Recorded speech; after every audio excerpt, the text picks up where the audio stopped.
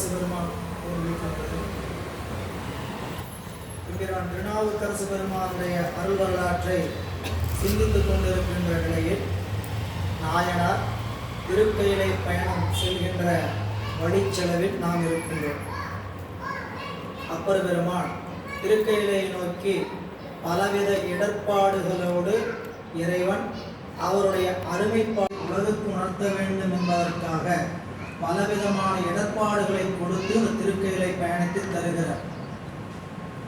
நமக்கெல்லாம் தோணும், சுவாமி ஏன் இவ்வளவு உழைப்பான ஒருவருக்கு இப்படிப்பட்ட ஒரு இடர்பாடை தர வேண்டும் என்கின்ற நினைப்பெல்லாம் நம்மிடத்தில் வரும். அதற்கு விடை காணுவதற்கு சில பாடல்களை நாம் கடந்து சென்றால் தெய்வ சேக்கிழார் பெருமானை ஒரு விடையை தருகிறார்.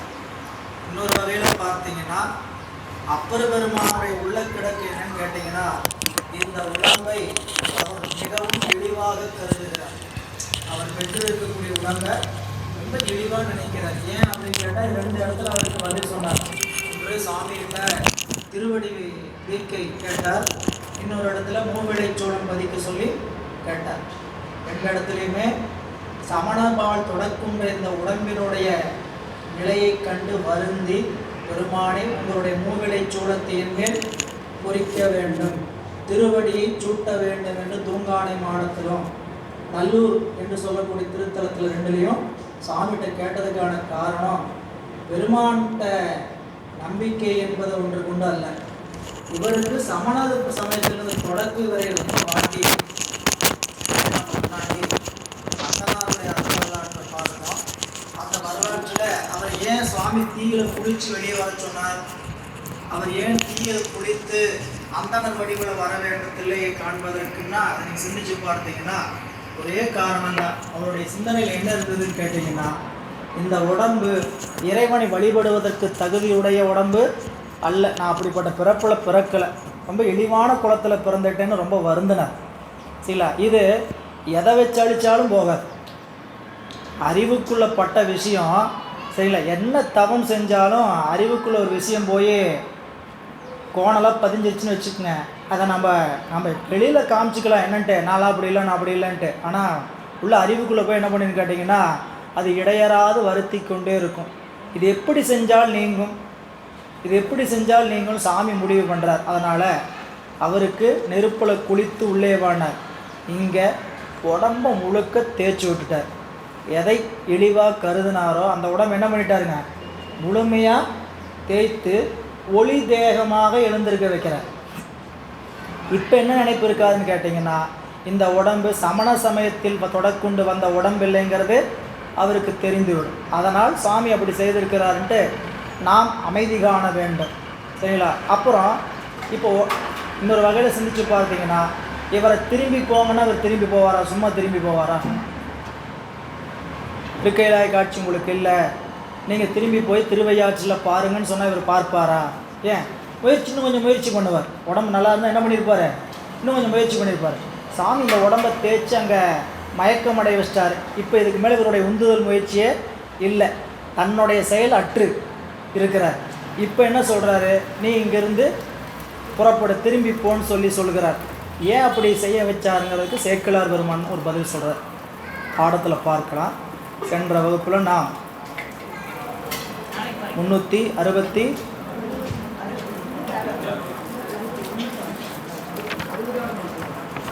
நிறைவா 360 நிறைவு செய்திருக்கிறோம். இன்றைய சிந்தனை 361வது பாடல். திருச்சிற்றம்பலம்.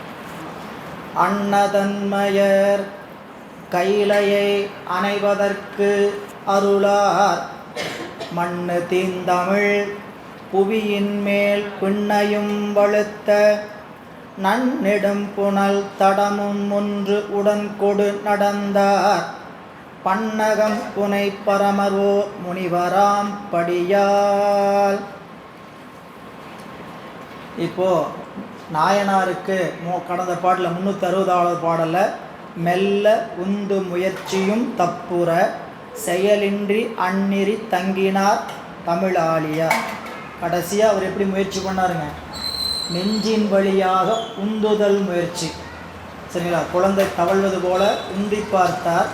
அந்த உந்துதல் முயற்சியும் தப்பியது. இப்போ அவரால் எதுவும் செய்ய முடியல.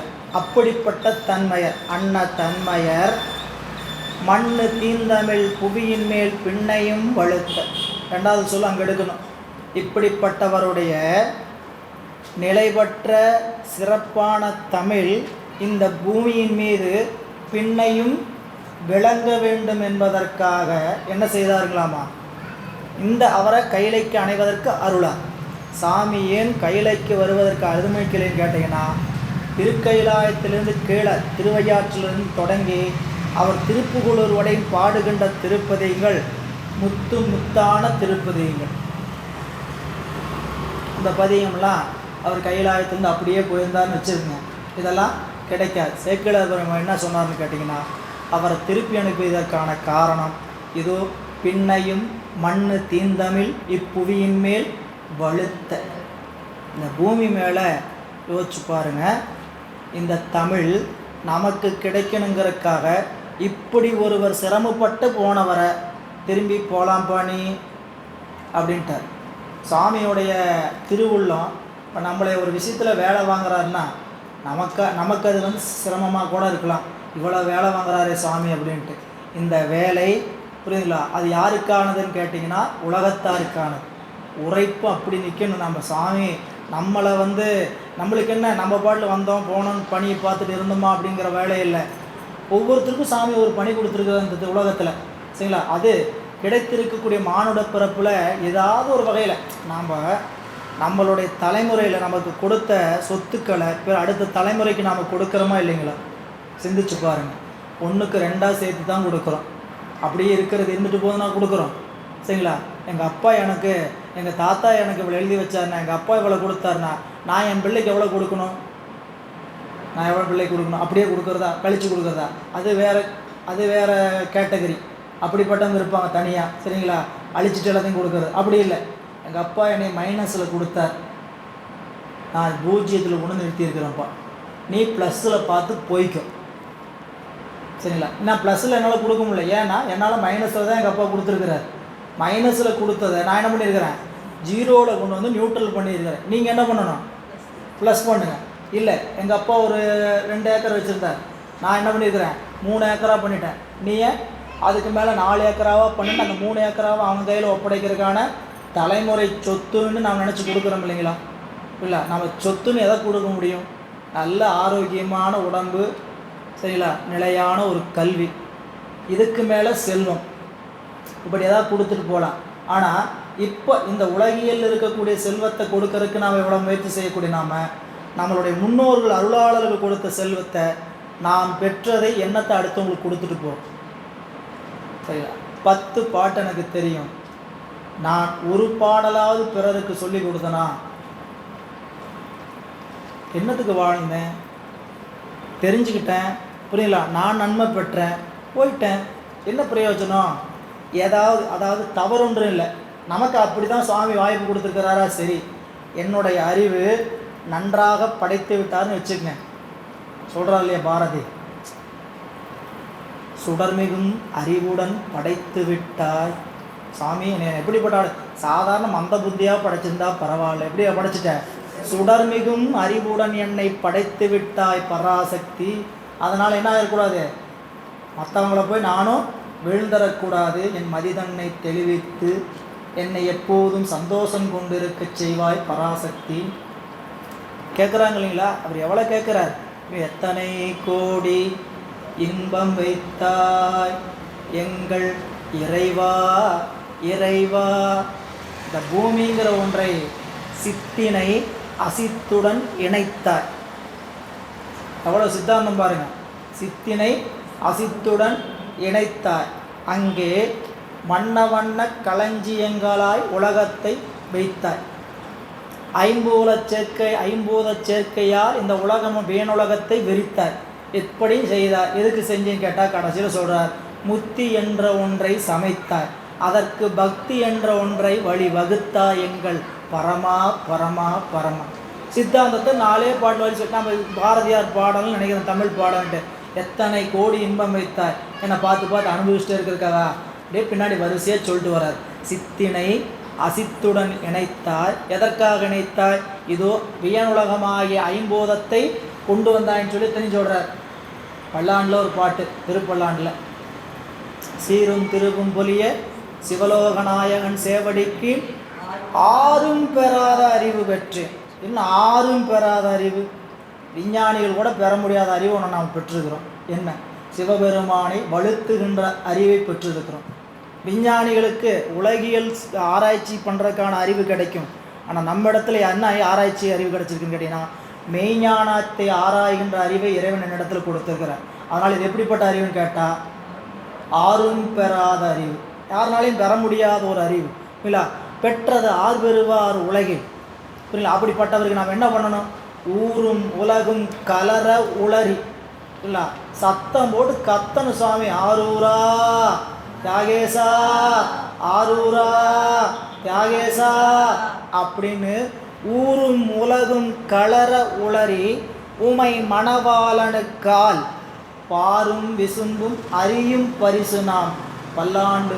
இப்போ இறைவனுடைய திருவடிக்கீழ அவனை வாழ்த்துவதற்கும் வணங்குவதற்கும் திருக்கூட்டத்தோடு இணைந்திருப்பதற்கும் இறைவன் நம்மளுக்கு வாய்ப்பு கொடுத்திருக்கிறார். அதுதான் ஆறும் பெறாத அறிவு. இல்லைங்களா? இப்படி அவருடைய மண்ணு தீந்தமிழ் புவிமேல் பின்னையும் வலுத்த அன்ன தன்மையரை கைலைக்கு செல்வதற்கு அருளாராகி. ஏங்க கைலைக்கு போகிறதுக்கு வர விடலை, இப்படி கஷ்டப்பட்டு வர்றாரு. சரிங்களா? நாம்பளாக இருந்தால் பார்த்தோம்னா என்ன பண்ணுவோம்? கையை பிடிச்சா தூக்கிட்டு மேலே போயிடும். கஷ்டப்படுறாங்க, என்ன பண்ணுறாங்க? கஷ்டப்படுறாங்க. கால் வலிக்குன்னு உட்காந்துட்டாங்க, உடம்பு வலிக்குன்னு உட்காந்துட்டாங்க, காய்ச்சல் உட்காந்துட்டாங்க. இவ்வளவு தூரம் வந்துட்டு வராமல் இருக்கிறீங்களா, வாங்க எப்படியாவது நான் கூட்டிகிட்டு போயிடுறேன் அப்படின்னு என்ன பண்ணுறான்? நினச்சிக்குவோம். சாமி என்னன்ட்டார்? இங்கிருந்து இப்படியே திரும்புங்கிறார். அதை சொல்ல வர்றார். அன்ன தன்மையர் இப்படி தப்புகின்ற முயற்சியுடைய நிலையை அடைந்த நம்முடைய நாயனார் அவருடைய மண்ணு தீந்தமிழ் புவியின் மேல் பின்னையும் வலுத்த மண்ணு தீந்தமிழ் அடியார் நெஞ்சில் நிலை பெற்ற தீந்தமிழ். ஏன்னு கேட்டிங்கன்னா, இதுக்கப்புறம் தான் பொதுவகை திருத்தாண்டகம், திருஅங்கமாலை போன்ற திருப்புகழூரிலும் திருப்பூந்துருத்திலும் இருந்து செய்த திருப்பணிகள் பாடல் எல்லாம் அமைஞ்சிருக்கக்கூடிய பதிகம். இதை உரையாசிரியர் தனித்தனியாக என்னென்ன பதிகம் பாடிக்கிறோம் எடுத்து பிரித்து கொடுத்துருக்கிறார். ஒவ்வொரு பதிகத்தோட ரசனையும் சொல்லணும்னா அது விரிஞ்சுக்கிட்டே போகும். நீங்கள் வீட்டில் போய் திருக்கைலாயத்தில் வேற்றாகி விண்ணாயிக்கு அப்புறம், திருவேற்றாகி விண்ணாயிக்கு அப்புறம் தலைமுறை தேவாரத்தில் என்னென்ன திருப்பதிகங்களை எல்லாம் நாம் சாமி பாடியிருக்கிறார் அப்படின்னு பார்த்தீங்கன்னா, அத்தனையும் நெஞ்சை தைக்கக்கூடிய பதிகங்கள். புரியலா? அப்பன் நீங்கள் சொல்கிறது புரியலா? அப்பண்ணி பதிகம், குளம்பொல்லு அப்புறம் திருநாமம் அஞ்செழுத்தும் அப்படின்னு சொல்லக்கூடிய பொதுவகை திருத்தாண்டகம், திருஅங்கமாலை, பல வகை திருத்தாண்டங்கள் பாடிய பகுதி அந்த பகுதி. அதனால் அப்படிப்பட்ட மண்ணு தீந்தமிழ் புவியின் மேல் பின்னையும் வலுத்த, பின்னையும் அந்த பூமி மேல் பயன்படும்படி கைலையை அணைவதற்கு அருளாராகி. அவர் என்ன பண்ணாங்களாம்? கைலைக்கு போகிறதுக்கு அனுமதிக்க அருளவில்லை. என்ன செஞ்சார்? நன்னெடும் புனல் தடமும் ஒன்று உடன் கொடு. சாமி என்ன பண்ணாங்களாம்? கையில் புறப்பட்டு திருக்கையிலாயத்துலேருந்து முனிவர் வேடத்தில் வர்றார். வந்தவர் கையில் ஒன்று கொண்டு வந்தாருங்களாம், நன்னெடும் தடம் புனல். மானசரோவர் ஏரிய கையில் தண்ணி கூட கூட்டிகிட்டே வர்றார் சாமி. அதுக்கு முன்னாடி மானசரோவர் அங்கே இல்லை. புரியுதுங்களா? சாமி தீர்த்தத்தை எப்படி உருவாக்குறான்னு கேட்டிங்கன்னா, தன்னோட கூட கூட்டிகிட்டே வரார். கூட்டிகிட்டு வந்து இந்த நதியில் மூழ்குன்னு சொல்லி அங்கே நதியை உருவாக்குகிறார். மண்ணு தீந்தமிழ் புவியின் மீது பின்னையும் வலுத்த நன்னெடும் புனல் தடம் ஒன்றும் உடன் கொண்டு. அப்படின்னு என்னன்னு கேட்டிங்கன்னா, இதில் கொண்டு வந்த குண்டிகளை கொண்டு தான் நினைக்கூடாது. சாமி வர்றாருன்னா இந்த தண்ணி எப்படிங்க அந்தரத்தில் அப்படியே கூடயே வருது. சாமி அப்படியே கூட்டிகிட்டே வர்றார். போகலாம் அப்படின்னு அந்த தண்ணி என்ன பண்ணுறாங்களாம்? கூடவே அந்த தீர்த்தத்தை அழைச்சிட்டு வந்து அப்புறம் உடன்கூடு பன்னகம் புனை பரமர், பாம்பை அணிந்திருக்கக்கூடிய பரமர் ஒரு முனிவராம்படியில் நடந்தார். அந்த வழியில் என்ன பண்ணாங்களாம்? ஒரு முனிவர் வேடத்தில் சாமி எப்படி நடந்து வரார். வந்து மற்றவர் மருங்குற அணைந்து நேர் நின்று நொந்து நோக்கி மற்ற அவர் எதிர் நோக்கிட நுவழ்வார் சிந்தி இவ்வுறுப்பு அழிந்திட வருந்திய திறத்தால் இந்த வெங்கடத்து எய்தியது என இசைத்தார். வந்தவர் என்ன பண்ணாருங்களாம், கீழே மயங்கி கிடக்கிறவரை பார்த்து, ஏப்பா இந்த வழியாக ஏப்பா இவ்வளோ கஷ்டப்பட்டு இந்த காடெல்லாம் நீ கடந்து வர்ற அப்படின்னு நொந்து நோக்கினாராம். ஏன் வர்றாருன்னு இவருக்கு தெரியாதாப்பா. அப்படியே நம்பியாரூரரை போய் இதில் தேவாசிரிய காவணத்தில் கவலையோடு உட்காந்துட்ருக்கிறாரு. பறவையார் வந்து கோபமாக இருக்கிறாங்கன்னு தெரிஞ்சுக்கிட்டு சாமி போய் நண்பர் போய் வந்து பூசையெல்லாம் முடிச்சுட்டு வந்து, நம்பி ஏப்பா சோகமாக இருக்கிற அப்படின்னு கேட்குற மாதிரி, எல்லாத்துக்கும் காரணம் நீதாயா, இத்தனைக்கும் காரணம் நீதாயா அப்படிங்கிற மாதிரி எல்லாம் தெரிஞ்சுட்டு வந்து என்ன பண்ணாங்களா, நொந்து நோக்கி இந்த பக்கமாக போகிறீங்களே இவ்வளோ கஷ்டப்பட்டு எதுக்காக போகிறீங்க அப்படின்னு கேட்குறாராம். பாருங்க, வந்து மற்ற அவர் மருங்குற அணைந்து அங்கே அந்த வழியாக வந்து அவர் பக்கத்தில் வந்து நின்று நின்று எதிரிலே நின்று, ஏன்னு கேட்டீங்கன்னா எங்கேயாவது கூப்பிட்டார் மயங்கி போய் கிடக்கிறார். அவருக்கு மூர்ச்சியில் இருக்கிறவருக்கு பார்த்து அப்படி என்ன பண்ணாங்களாம், நொந்து நோக்கி பரிதாபமாக பார்த்து அப்படியே மன வேதனைப்படுற மாதிரி முகத்தில் அப்புறாண்டியாக முகத்தை வச்சுக்கிட்டு, எப்போ இவ்வளோ இது இதில் போற்றி பகரோடையில் ஒரு இடத்துல இருக்குது சரிங்களா. யமனுடைய தூதுவர்கள் எல்லாம் கொண்டு போய் வாசலில் கொண்டு போய் நிற்க வைப்பாங்க. யார்கிட்டீங்க, யம தர்மராஜாட்ட. ஒவ்வொருத்தருக்கும் கணக்கு வழக்கோடு கொண்டு போய் நிற்க வைப்பாங்க. போனோன்னு கேட்பாரான் ஒன்றே ஒன்று, அடப்பாவி இந்த பிறப்புலையும் உனக்கு இனிமேல் பிறக்கக்கூடாதுன்னு நினப்பு வரலையா? ஏன் இவனை அனுப்பிச்சதே எதுக்காக பூமிக்கு அனுப்பிச்சேன், எதையாவது பண்ணி பூசையை பண்ணி ஆன்ம முன்னேற்றம் அடைஞ்சு வாழ்ந்தான்னு அனுப்பிச்சேன்.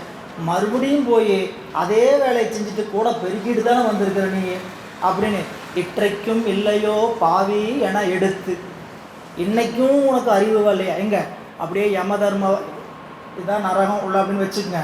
உள்ள ஒவ்வொரு ஏரியாவிலையும் ஒவ்வொரு டிபார்ட்மெண்ட்டாக நடந்துகிட்டு இருக்கும். ஒரு பக்கம் எண்ணெய் சட்டின்லாம் கொதிக்க என்ன பண்ணிட்டு இருப்பாங்க, கையில் அந்த யம தூதுவர்கள்லாம் காலை கையில் பிடிச்சிக்கிட்டு அப்படியே விட்டு எடுப்பாங்க சட்டிக்குள்ளே, பஜ்ஜி போட்டு எடுக்கிற மாதிரி. நாம் பஜ்ஜி உள்ளே போட்டுருவோம் சரிங்களா. இது அப்படி எடுக்க மாட்டாங்க. என்ன பண்ணுறாங்க, அப்படி விட்டு வெளியே எடுப்பாங்க. எடுத்துக்கிட்டு இது ஒரு காட்சி அங்கே ஒரு பக்கம் நடந்துட்டு, இந்த வாசல்லேருந்து பார்த்தா தெரியும் என்ன பண்ணிகிட்டு இருக்கிறான்ட்டு. கூட்டிகிட்டு வந்து அங்கே நிற்க வச்சுருவாங்களாம். நிற்க வச்சுக்கிட்டு எதுக்கு, உள்ளே என்ன நடக்குதுன்னு பார்த்துக்கிட்டு கொஞ்சம் நேரம் முத்தி வரட்டும், பயந்துக்கு இந்த என்ன ஆட்டம், இதுக்குள்ளே போயிடக்கூடாது, அதுக்கு என்ன வழி அப்படின்னு அப்போயாவது அறிவு வரட்டுங்கிறதுக்காக என்ன பண்ணுவாங்களாம், ஒரு பக்கம் அப்படி பண்ணிகிட்டு இருப்பாங்களாம். ஒரு பக்கம் நெருப்பு தூணை கட்டி பிடிக்க வச்சு அடிச்சுட்டு இருப்பாங்களாம். தூண் முழுக்க நெருப்பு தூணாக இருக்கும். அந்த தூணை என்ன பண்ணுவாங்க, அப்படியே கட்டி பிடிக்க வச்சு அதை அடிச்சுக்கிட்டு இருப்பாங்களாம். நெருப்பு தூணை கட்டி பிடிக்க வச்சு எண்ணெய் சட்டியில் கொதிக்க வச்சு, முள் பெட்டு, வீட்டில் தரையில் படுக்க மாட்டேன், எனக்கு பெட்டு தான் வேணும், அந்த பத்தை தான் வேணும், இந்த பத்தை தான் வேணும்னு சொன்னீங்களே, இப்போ எங்கே பண்ணணும் தெரியுமா, முள்ளு பெட்டில் படுப்பா அப்படின்னு சொல்லி முட்லு பெட்டில் படுக்க வச்சு அடி. இத்தனையும் கொடுத்துட்டு வெளியிருந்து யம தர்மராஜா சிரிச்சுக்கிட்டே சொல்லுவான், இற்றைக்கும் இல்லையோ பாவி என்னை எடுத்து இனியாவது பிறக்கக்கூடாதுங்கிற நினைப்பு உன்னிடத்துல வர வேண்டும் என்று காட்டுவாராம். அதான் சொல்கிறார், இற்றைக்கும் இல்லையோ அதை சொல்கிறாருங்க. நொந்து நோக்கி மற்ற அவரும் எதிர்நோக்கி கிடைப்பதா. அவர் என்னாச்சுங்களா, இந்த முகத்தை பார்த்து அப்படி தெளிவு. ஏன் சுவாமி அந்த நொந்து நோக்கம் என்னன்னு கேட்டீங்கன்னா கருணை நோக்கம். அவருடைய பட்டதனால இங்கே உடம்புல கொஞ்சம் தெம்பு வந்தது. அப்படியே பார்த்தாராம். பார்த்த உடனே கேட்டாராம், நுவல்வார் இவர் சொல்கிறார், நுவல்வார் ஆகி சிந்தி உறுப்பு அழிந்திட வருந்தியை திறத்தால் இவ்வெங்கடத்து எய்தியது என், இந்த உடம்பெல்லாம் தேஞ்சு போய் இவ்வளவு காயப்பட்டு இப்படி இந்த கடுங்காட்டில் எப்பா வந்த என இசைத்தார். மாசில் வர்க்கலை ஆடையும் மார்பில் முன்னூலும் தேசுடை சடை மவுலியும் நீர் மெய்த்திகழ ஆசில் மெய்த்தவர் ஆகி நின்றவர் தம்மை நோக்கி பேச உற்றதோர் உணர்வுற விளம்புவார் பெரியோர். வந்திருக்கக்கூடிய முனிவருடைய உருவ அமைப்பு எப்படி இருந்தது முதல் 2 வரி சொல்கிறார். மாசில் வர்க்கலை, மாசில் வர்க்கலைங்கிறது மா உரியாடை, குற்றமற்ற மர உரியாடை. அந்த மர உரியாடை என்று சொல்லக்கூடிய புலித்தோல், இந்த புலித்தோலை அணிந்து கொண்டு மார்பில் முன்னூலும் தேசுடை சடையும் முடி மௌலி. சடையே என்னவா இருக்குங்களா, முடி மௌலினா தலையில் அதே கிரீடமாக இருக்குது, சடி மௌலி அதே கிரீடமாக அணிந்தது போல அவர் வந்து மெய்யில் நீரும் திகழ, உடம்புல நீரெல்லாம் அப்படியே திகழுது அப்படின்னா நாங்கள் விளக்கமுற்றிருக்குது. இப்போ இப்படிப்பட்ட உருவத்தோடு வந்த அவரை பார்த்து ஆசில் மெய்த்தவராகி நின்றவர் தம்மை, இப்படி குற்றமில்லாத உருவமாக அப்படியே சடாமுடி, திருநீர், மர உரியாடை, பூநூல், இப்படி அருமையான சிவக்கோலத்தில் நிற்கிறவரை பார்த்து சொல்கிறாராம், பேச உற்றதோர் உணர்வுற விளம்புவார் பெரியோர். இது வரைக்கும் என்னாச்சுங்களா, பேசுவதற்கு சக்தி இல்லை, அவரை பார்த்த உடனே பேசுவதற்கு ஒரு உணர்வுற விளம்புவார் பெரியோர். அப்படி நம்மளுடைய நாயனார் பேசுவதற்கு முற்படுகிறார். வண்டுலாம் குழல் மலைமகள் உடன் வடக்கையிலை அண்டநாயகர் இருக்கும் அப்பரிசு அவர் அடியேன் கண்டு கும்பிட விருப்பொடும் காதலில் அடைந்தேன் கொண்ட என் குறிப்பு இது முனியே எனக் கூற. ஒரு பதில் அப்பர் பெருமான் இறைவனை பார்த்து சொல்கிறார், சுவாமி இங்கே நான் வந்ததுக்கான காரணம் எங்கள் பெருமான் அம்பிகையோடு வீற்றிருக்கக்கூடிய வடகையிலை திருக்காட்சியை என் கண்களிலால் புறத்தில் கண்டு இன்புற வேண்டும் என்று வந்திருக்கின்றேன், இதுதான் என்னுடைய குறிப்பு பெருமானே அப்படின்னு சொல்கிறார். அதில் ஒரு குறிப்பு உரையாசிரியர் சொல்கிறார், வடகையிலை. என்ன வடகையிலை அப்படின்னா, ஏற்கனவே தென்கையிலை அங்கே பார்த்துட்டார், காலத்தியை பார்த்ததுனால அது காலத்திய கைலாய தூக்கியெல்லாம் காலத்தியானவன் கண்முளானே, அது தென்கையிலை. அந்த தென்கையிலை கண்ட விருப்பத்தின் காரணமாக வடகையிலையும் காண வேண்டும் என்ற விருப்பம் வந்தது எங்கள் பெருமாட்டியுடன் இறைவன் அமர்ந்திருக்கக்கூடிய கோலத்தை. அதனால் வந்தேன். அதில் இன்னொரு குறிப்புன்னு கேட்டிங்கன்னா, வண்டுலாம் குழல் மலைமகள் உடன் வடகையிலில் அண்டர்நாயகர் வீற்றிருக்கும் அத்தன்மையினை அவரது அடியே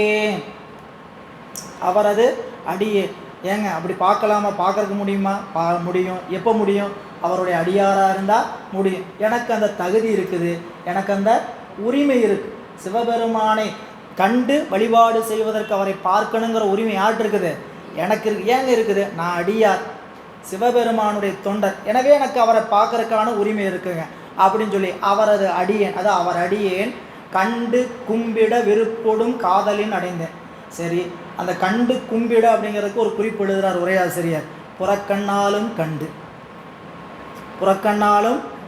ஏன் அகக்கண்ணில் 1000 முறை இல்லை 1,00,000 முறை சாமி உள்ள கைலாய காட்சி பார்த்துக்கிட்டே இருக்கிறவங்க திருக்கைலாய காட்சியை அவர் அப்படி தான் பாடியிருக்கிறாருங்க. தில்லை சிற்றம்பலம் செம்பொன் பள்ளி சிராப்பள்ளி தேவங்கூடி தெங்கூர் எல்லா முறையும் பாடி கைலாயநாதனையை காணலாம் அங்கங்கே பார்த்த காட்சி இப்போ இங்கேயும் சாமியை புறக்கண்ணால் காண வேண்டும் என்ற விருப்பத்தோடு வந்திருக்கிறேன்.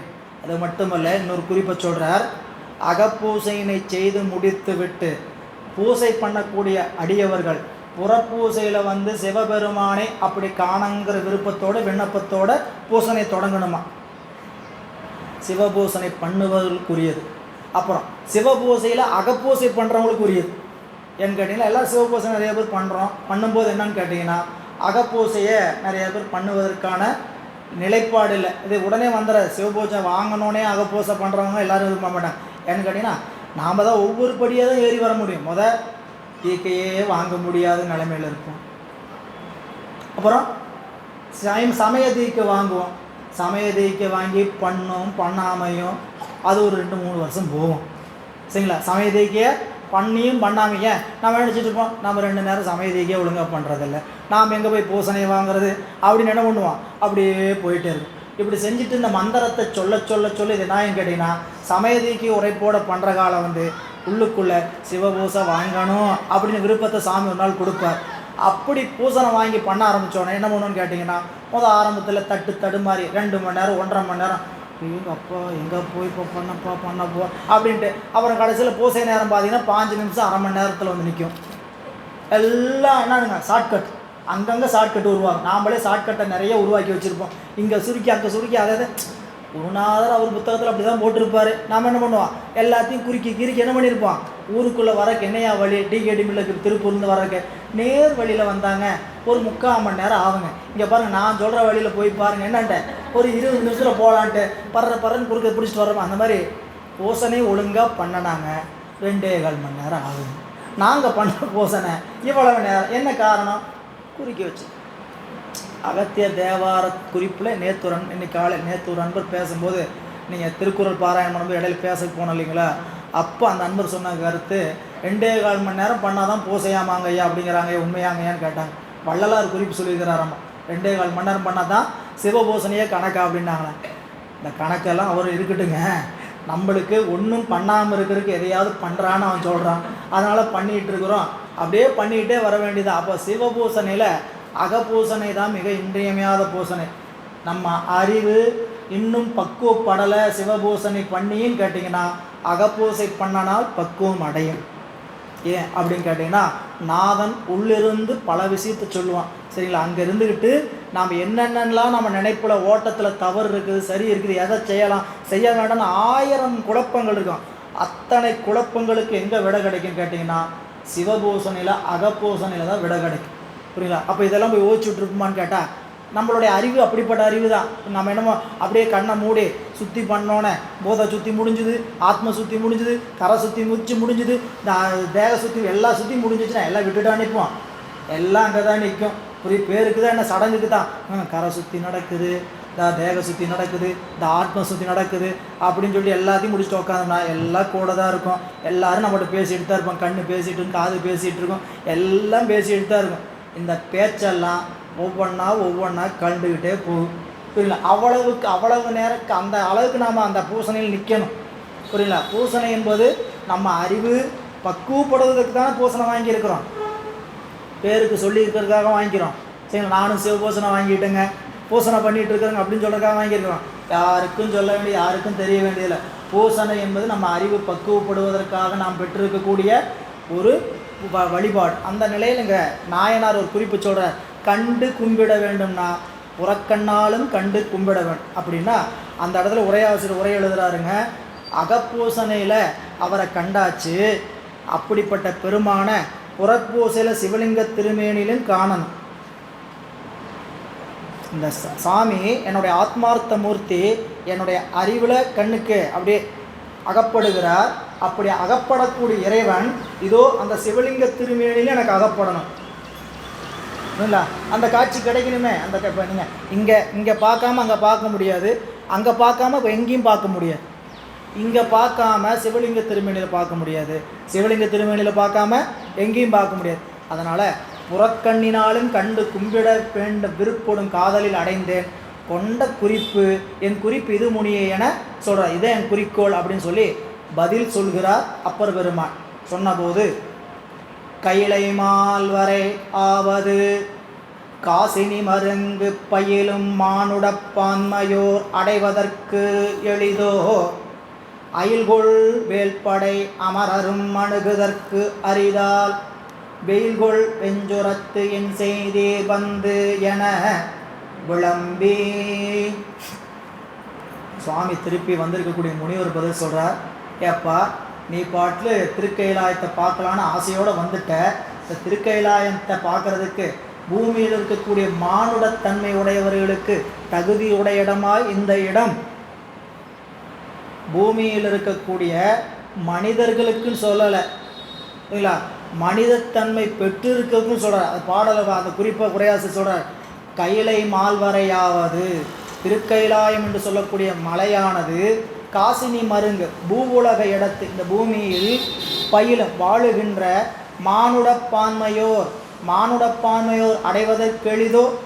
மானுடர்னு சொல்லாமல் மானுடர் பான்மையோர் என்று சொன்னதற்கான காரணம், இப்போ வந்திருக்கக்கூடியவர் மானுடத்தன்மைக்குரிய தன்மையோடு வந்திருக்கக்கூடிய ஒருவர், மானுடராக வரலை. சரிங்களா? ஏன் மானுடர் வேறு, மானுடத்தன்மையை பெற்றவர் வேறு. நான் மனித பிறப்பு பிறந்துட்டேன். இது எந்த வகையில்? உருவ அமைப்பில் பிறந்தாச்சு. எப்படி பிறந்தாச்சு? உருவத்தின் அமைப்பில் நான் பிறந்துட்டேங்க. புரியுங்களா? ஆனால் உருவ அமைப்பில் பிறந்தால் மட்டும் போதுமா? அந்த உருவ அமைப்போட பிறந்தது போதாது. வாழ்க்கையில் இந்த மனித பிறப்பு எடுத்தனுடைய நோக்கம் என்னவோ அதை அறிந்து அந்த தன்மையை கடைபிடிக்கிறவங்களுக்கு பேர் தான் என்னங்க மனிதன் என்று பெயர், மானிடர் என்று பெயர்.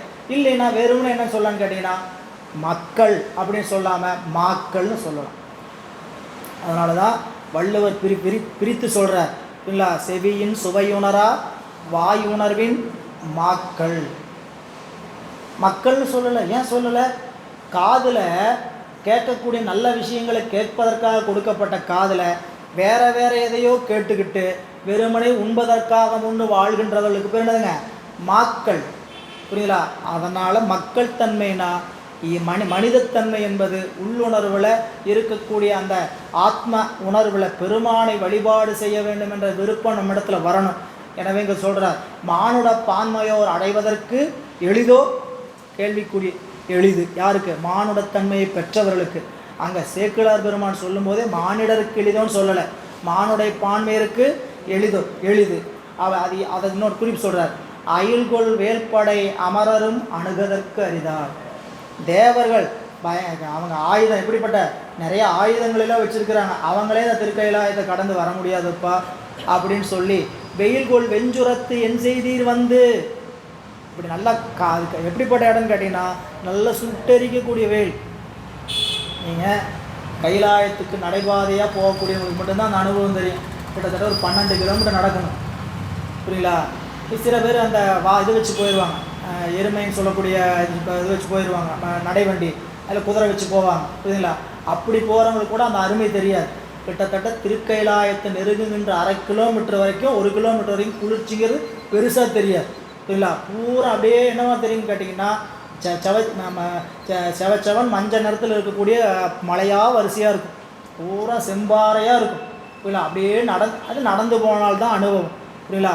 அப்படியே நடந்து ஏன்னு கேட்டிங்கன்னா திருக்கைலாயம் என்பது தவத்தினாலும் அருளினால் மட்டும்தான் கிடைக்கக்கூடிய இடம். சரிங்களா? இது நம்மளோட இன்றைக்கி என்ன நினச்சிக்கலாம்னு கேட்டிங்கன்னா, பணம் இருந்தால் போய் இறங்கி பார்த்துட்டு வந்துடலாம் நினைக்கிறோம். அப்படி பணம் இருந்தும் போய் பார்த்துட்டு வர முடியாத திருமணம் இருக்கிறாங்க. புரியல? திருக்கைலாயத்துக்கு இதோ இன்னும் ஒரு 2 மணி நேரம் 3 மணி நேரம் நடந்தால் போயிடலாம். சரிங்களா? இன்னும் ஒரு 3 கிலோமீட்டர் நடந்தால் போயிடலான்னு சொல்கிறவங்க கூட திரும்பி இருக்கிறாங்க. என்னை கீழே போய் விடுறீங்களா இல்லையான்னு கேட்டு சண்டை போட்டு கீழே இறங்குன்னு இருக்கிறாங்க. என்னை போய் கீழே விட்டுருங்க, என்னால் முடியாது, மூச்சு வாங்க, என்னால் கால் நடக்க முடியாது, என்னால் முடியவே முடியாது. இல்லை, உயரம் போக போக கிட்டத்தட்ட 18,000 அடி உயரம் போக போக நம்முடைய ஆக்சிஜன் லெவல் குறைஞ்சிக்கிட்டே இருக்கும். ஒவ்வொரு நாளும் தங்க வைக்கும்போது ஒரு மாத்திரை கொடுத்துக்கிட்டே இருப்பாங்க. ஆக்சிஜன் லெவலை கரெக்ட் பண்ணுறதுக்கு, ஒரு ரத்த ஓட்டத்தை சரி பண்ணி ஆக்சிஜன் சரி பண்ணுறதுக்காக என்ன பண்ணுவாங்க, ஒரு மாத்திரை கொடுப்பாங்க. அந்த தங்குற இடத்துல அதை போட்டு நம்ம ஆக்சிஜனுடைய சப்போர்ட் பண்ணுவாங்க. ஆக்சிஜன் கையில் வச்சுருப்பாங்க. புரியல? ஆனாலும் உள்ளத்தில் சாமியை பார்க்கணுன்னு ஒரு போன எல்லாருமே திருக்கைலாயத்தை தரிசித்தவங்கள போகிற எல்லாமே 10 கிராம் சுற்றிட்டு வந்தவங்க கிடையாது.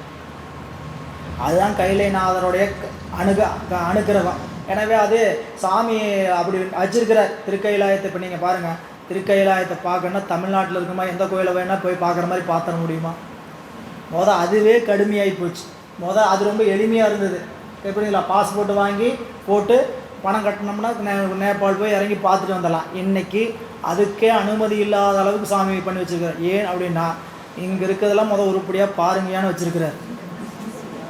சும்மா பேருக்கு நான் திருக்கைலாயம் போகிறேன் நினைப்பு வந்துட்டு இருந்தால் மட்டும் போதாது. இருக்கிற 275 கைலாயத்தை முதப்பார். இங்கெல்லாம் போக மாட்டீங்கலாம், தமிழ்நாட்டுக்குள்ளே தான் இருக்கிற இந்த கோயிலெலாம் பார்க்காம திருக்கைலாயம் மட்டும் வந்துடணுமோ அப்படின்னு என்னுடைய நினைப்பு. திருக்கைலாயம் மட்டும் உனக்கு வேணுமோன்னு சொல்லி என்ன பண்ணிட்டு வச்சுறாரு, அப்படியே தவத்தினுடைய வலிமையை கட் பண்ணி வச்சு. சரிங்களா? இங்கே அதுதான் சொல்லல, கையில் உள்ள இருக்கக்கூடிய நெல்லிக்கனியை விட்டுட்டு எதையோ நம்ம தேடிட்டு இருக்கிறோம் இல்லையா? அதனால் இறைவனாக செய்யக்கூடிய செயல்கள் இவையெல்லாம். சரிங்களா? இது எங்கே பாருங்க, ஒரு சுதந்திர இந்தியாவுக்கு முன்னாடி வரைக்கும் நம்ம கையில் இருந்தது. சுதந்திர இந்தியா முன்னாடி வரைக்கும் திபெத் நம்ம கைலாயம் இந்தியாவுக்குரியது. சுதந்திர இந்தியாவுக்கு பிறகு உடனே கையெழுத்து போட்டதில் திபெத் அங்கே போயிடுச்சு. புரியுங்களா? இது எவ்வளோ போராட்டம், அதெல்லாம் தவத்திற்குடைய குறைவு தான். புரியுங்களா? திருக்கைலாயத்திலேருந்து நிற்பதெல்லாம் தவத்தினுடைய குறைவு தான். எனவே தவம் இருந்தால் மட்டும்தான் திருக்கைலாயநாதரை சென்று காட்சி காணலாம். அவருடைய காட்சி கைலாயத்துடைய அடிவாரத்தில் போய் உட்காந்துருப்போம், சாமியோடைய காட்சி கிடைக்காது. பூரா பனி மூடி இருக்கும். பனி மூடி சூரியன் வராமல் ஒரு நாள் முழுக்க உட்காந்து திரும்பினவங்க இருக்கிறாங்க. குளிர் தாங்க முடியாது, பேசாமல் திரும்பிடுவாங்க. யோசிச்சு பாருங்கள் எப்படி இருக்குன்ட்டோம். புரியுதுங்களா? அதெல்லாம் அவ்வளோ தூரம் நம்ம என்ன பண்ணி எது பண்ணி போனாலும் இறைவனுடைய திருவருள் தான் நமக்கு கை கொடுக்கணும். எனவே இங்கே திருக்கைலாயத்தில் இருக்கக்கூடிய அந்த இவ்வளவு பெரிய வெஞ்சுரத்து கடந்து வந்து என் செய்தீர் என முனிவராக வந்த இறைவன் சொல்ல அப்படி சொல்லிட்டே சொல்கிறார். மேலும் அத்தனை உமக்கு இனி கடன் என விளங்கும் தோளும் ஆகமும் துவலும் முன்னூல் முனி சொல்ல ஆளும் நாயகன் கையிலையில் இருக்கை கண்டு அல்லால் மாலும் இவ்வுடல் கொண்டு மீளேன் என மறுத்தார். வந்திருக்கக்கூடிய முனிவராக வந்திருக்கக்கூடிய இறைவர் சொல்கிறார், ஏப்பா இவ்வளவு கஷ்டமான இடத்துல நீ ஏப்பா நடந்து வந்த, திரும்பி செல்வது தான் உன்னுடைய கடன், திரும்பி போ அப்படிங்கிறார். அதற்கு திருப்பி பதில் சொல்கிறார் நம்ம அப்பர் பெருமான், இல்லை, இந்த உடம்பு எப்படிப்பட்ட உடம்பு, ஒரு நாள் அழிவதற்கு தகுதி உடைய உடம்பு, மாலும் இவ்வுடல் கொண்டு மீளேன் என மறுத்தார். உரைப்பு அதுதான் உரைப்பு. எப்படி இருந்தாலும் ஒரு நாளைக்கு போக போகுதுங்க, புரியுங்களா? நம்ம எப்படி இருந்தாலும் ஒரு நாளைக்கு போக போகுது. இந்த உலகத்தில் இருக்கிறவங்கள என்ன பண்ணிருப்பாங்கன்னு கேட்டிங்கன்னா, எப்படி இருந்தாலும் உலகத்தில் ஒரு நாளைக்கு போக போகுதுங்க, அதனால் எல்லாத்தையும் அனுபவிச்சிருந்தாங்க. உலகத்தில் இருக்கக்கூடிய எல்லாத்தையும் அனுபவிச்சிருங்க, இதுதான் உலகத்தில் இருக்கக்கூடிய நினைப்பு, இல்லை. ஆனால் இந்த உடம்பு ஒரு நாளைக்கு அழியும் தன்மை உடையது. அந்த அழியும் தன்மை உடைய காலத்திற்குள்ளாக இந்த உடம்பை இறைவன் திருப்பணிக்காக ஆக்க வேண்டுங்கிற நினைப்பு எல்லாருக்கும் வருவதில்லை, புரியுங்களா? அது சொல்லும்போது சொல்கிறார் இல்லைங்களா, இந்த உடம்பு ஒரு நாளைக்கு அழிகின்ற தன்மை, ஒவ்வொரு நாளும் அழியும் தன்மையுடையது. இன்றைக்கி பார்க்குற மாதிரி நாளைக்கு இல்லை, நேற்று பார்த்த மாதிரி இன்றைக்கி இல்லை. நாம் தான் நினச்சிட்டு இருக்கோம், நேற்று நான் இப்படித்தான் இருந்தேன், இன்றைக்கி இப்படி தான் இருக்கிறேன். எத்தனை செல்லு செத்துது, எத்தனை செல்லு உயிர் பெற்றுன்னு தெரியுமா? புரியல? 1000 செல்லு செத்து இருந்துன்னா 900 செல்லு தான் உயிர் பெற்று இருக்குது. நம்மளுக்கு கண்ணுக்கு தெரியாது. எப்போ கடந்து தெரியும்? 20 வயசில் எடுத்த புகைப்படமோ 50 வயசில் எடுத்த புகைப்படம் வச்சு பார்த்தா, எப்படி இருந்த நீ இப்படி ஆயிட்ட, முகத்தை பார்த்தா நான் அப்படி இருந்தனே இன்னைக்கு இப்படி இருக்கிறேனே. நாளென ஒன்று போல் காட்டி உயிரீரும் வாழது. நாளென ஒன்று போல் காட்டி, தேதி நாள் காட்டியில் ஒரு தாளை கிழிக்கிறீங்க, கிழிக்கும் போது எதை கிழிக்கிறோன்னு ஞாபகம் வைக்கணும். என்னுடைய வாழ்நாளில் ஒரு நாளை பர்றன்னு கிழிச்சாச்சுன்னு அர்த்தம், புரியுங்களா? லெஃப்ட் ஆகுது, நம்மளோட வாழ்நாளில் ஒரு நாள் லெஃப்ட் ஆகிட்டே போகுது. இந்த உலகத்தில் அப்படிப்பட்ட உலகத்தில் தான் நம்ம வாழ்கிறோம். அப்படி வாழக்கூடிய காலத்தில் இந்த உடம்பு மாளும் உடல் யாருக்காவது தெரியாமல் இருக்குமா? யாருக்காவது தெரியாமல் இருக்குமா? எப்போ மாளுங்கிறது தெரியுமா? ஏதாவது மாளும் உடலும் தெரியும், எப்போ மாளும் தெரியுமா? அதுவும் தெரியாது. சரியா? இன்னைக்கா நாளைக்கா, புரியுங்களா? இன்றோ நாளையோ, அது என்னைக்கோ அப்படின்னு நம்மளுக்கு தெரியாது. ஆனாலும் அதுக்குள்ளே கிடைக்கக்கூடிய வாய்ப்புக்கு என்ன பணியை நாம் செய்துவிட முடியும்? இல்லை, நல்லா கவனிச்சுங்க. நீங்கள் நல்லா பணி செய்யலான்னு உற்சாகமாக கிளம்புனீங்கன்னாவே செய்ய முடியாது. எல்லாம் செய்ய போகிறேன் இனிமேல் சென்னைனா கிளம்புனா கூட மனசு ஒத்துக்காது, உடம்பு ஒத்துக்காது. இதுக்கு மேலே இதுக்கு முன்னாடி நாம் என்ன பண்ணுறோன்னு கேட்டிங்கன்னா, பணியெல்லாம் செய்யலான்னு ஆசை வராமல் இன்னும் என்ன பண்ணிட்டு இருப்போம், போகலாம் அப்படின்னு நினச்சிக்கிட்டு அதுலேயே பல ஆண்டுகள் போக வேண்டியது. அப்புறம் போகணும்னு உறுதிப்பாடு வந்தோடனே உடம்பு முடியல, சரிங்களா? வீட்டில் ஒன்றும் சரியில்லை, சூழல் சரியில்லை, படிக்கணும்னு ஆசைப்படுறாங்க, சொல்லணும்னு ஆசைப்படுறாங்க, வீட்டில் என்ன பண்ணல, சூழல் சரியில்லை. ஏன்? ஒவ்வொருத்தருடைய வினைப்பலனும் அவங்களுடைய வினைத்தாக்குங்கிறது இருந்து கொண்டே இருக்கும். அதில் எந்தெந்த நேரத்தில் காற்றுக்கு வீசுதோ அந்த காலத்தில் என்ன பண்ணால் தூத்திக்கணும், அப்படின்னு அவன் தூத்திக்கணும். பாருங்கள், நம்மளை ஒரு இடத்துக்கு ஒருத்தர் கூப்பிடுறாங்கன்னா கூப்பிடுவது அவரல்ல, சிவம் கூப்பிடுதுன்னு நினைங்க முதல், புரியல? அந்த வாய்ப்பு சிவம் தான் கொடுக்குது, அவர் தான் நம்மளை கூப்பிடுறான்னு நினைக்கணும், புரியல? அதை தட்டி கழிச்சுக்கிட்டே வந்துட்டு இருந்தோம்னா நாம் தான் இழப்புக்குரியவர்கள், புரியல? எல்லாத்துக்கும் போக முடியும்னு சொல்லலை, புரியல? எல்லாம் கூப்பிட்டுட்டே தான் இருப்பாங்க, எல்லாத்துக்கும் கூப்பிட்டுட்டே தான் இருப்பாங்க. இறைவன் எல்லா இடத்துக்கும் நம்மளுக்கு வாய்ப்பு கொடுக்குறார். எந்த இடத்துக்கு நமக்கு வாய்ப்பு இருக்குமோ அந்த வாய்ப்பை நம்ம என்ன பண்ணோம், தவறாது பயன்படுத்தணும், புரியுங்களா? வீட்டில் தான் இருப்போம், சும்மா தான் இருப்போம், வேறு எந்த வேலையும் இல்லாமல் இருப்போம், ஆனாலும் அங்கே போக முடியாது அப்படின்னு சொல்லிட்டு காலத்தை ஒவ்வொரு நாளும் நமக்கு கொடுக்கப்பட்டிருக்கக்கூடிய அருமையான ஒரு வாழ்நாள், புரியுங்களா? அதனால தான் மணிவாசக பெருமாள்லாம் என்னால் வாழை இலைன்னு ஒரு பாட்டு பாடியிருக்கிறார். வாழாப்பத்துன்ட்டு சாமியை மண் மேலே பார்த்துட்டு, சரிங்களா, அதுக்கு மேலே என்னால் பொறுத்து இந்த உலகத்தில் இருக்க முடியல, வாழ்கிலேன் கண்டாய் அப்படின்னு பாடுறார். ஏன் எங்கள் சாமி நல்லா வாழ்க்கை கொடுங்கன்னு கேட்க வேண்டியதானே? ஏன்?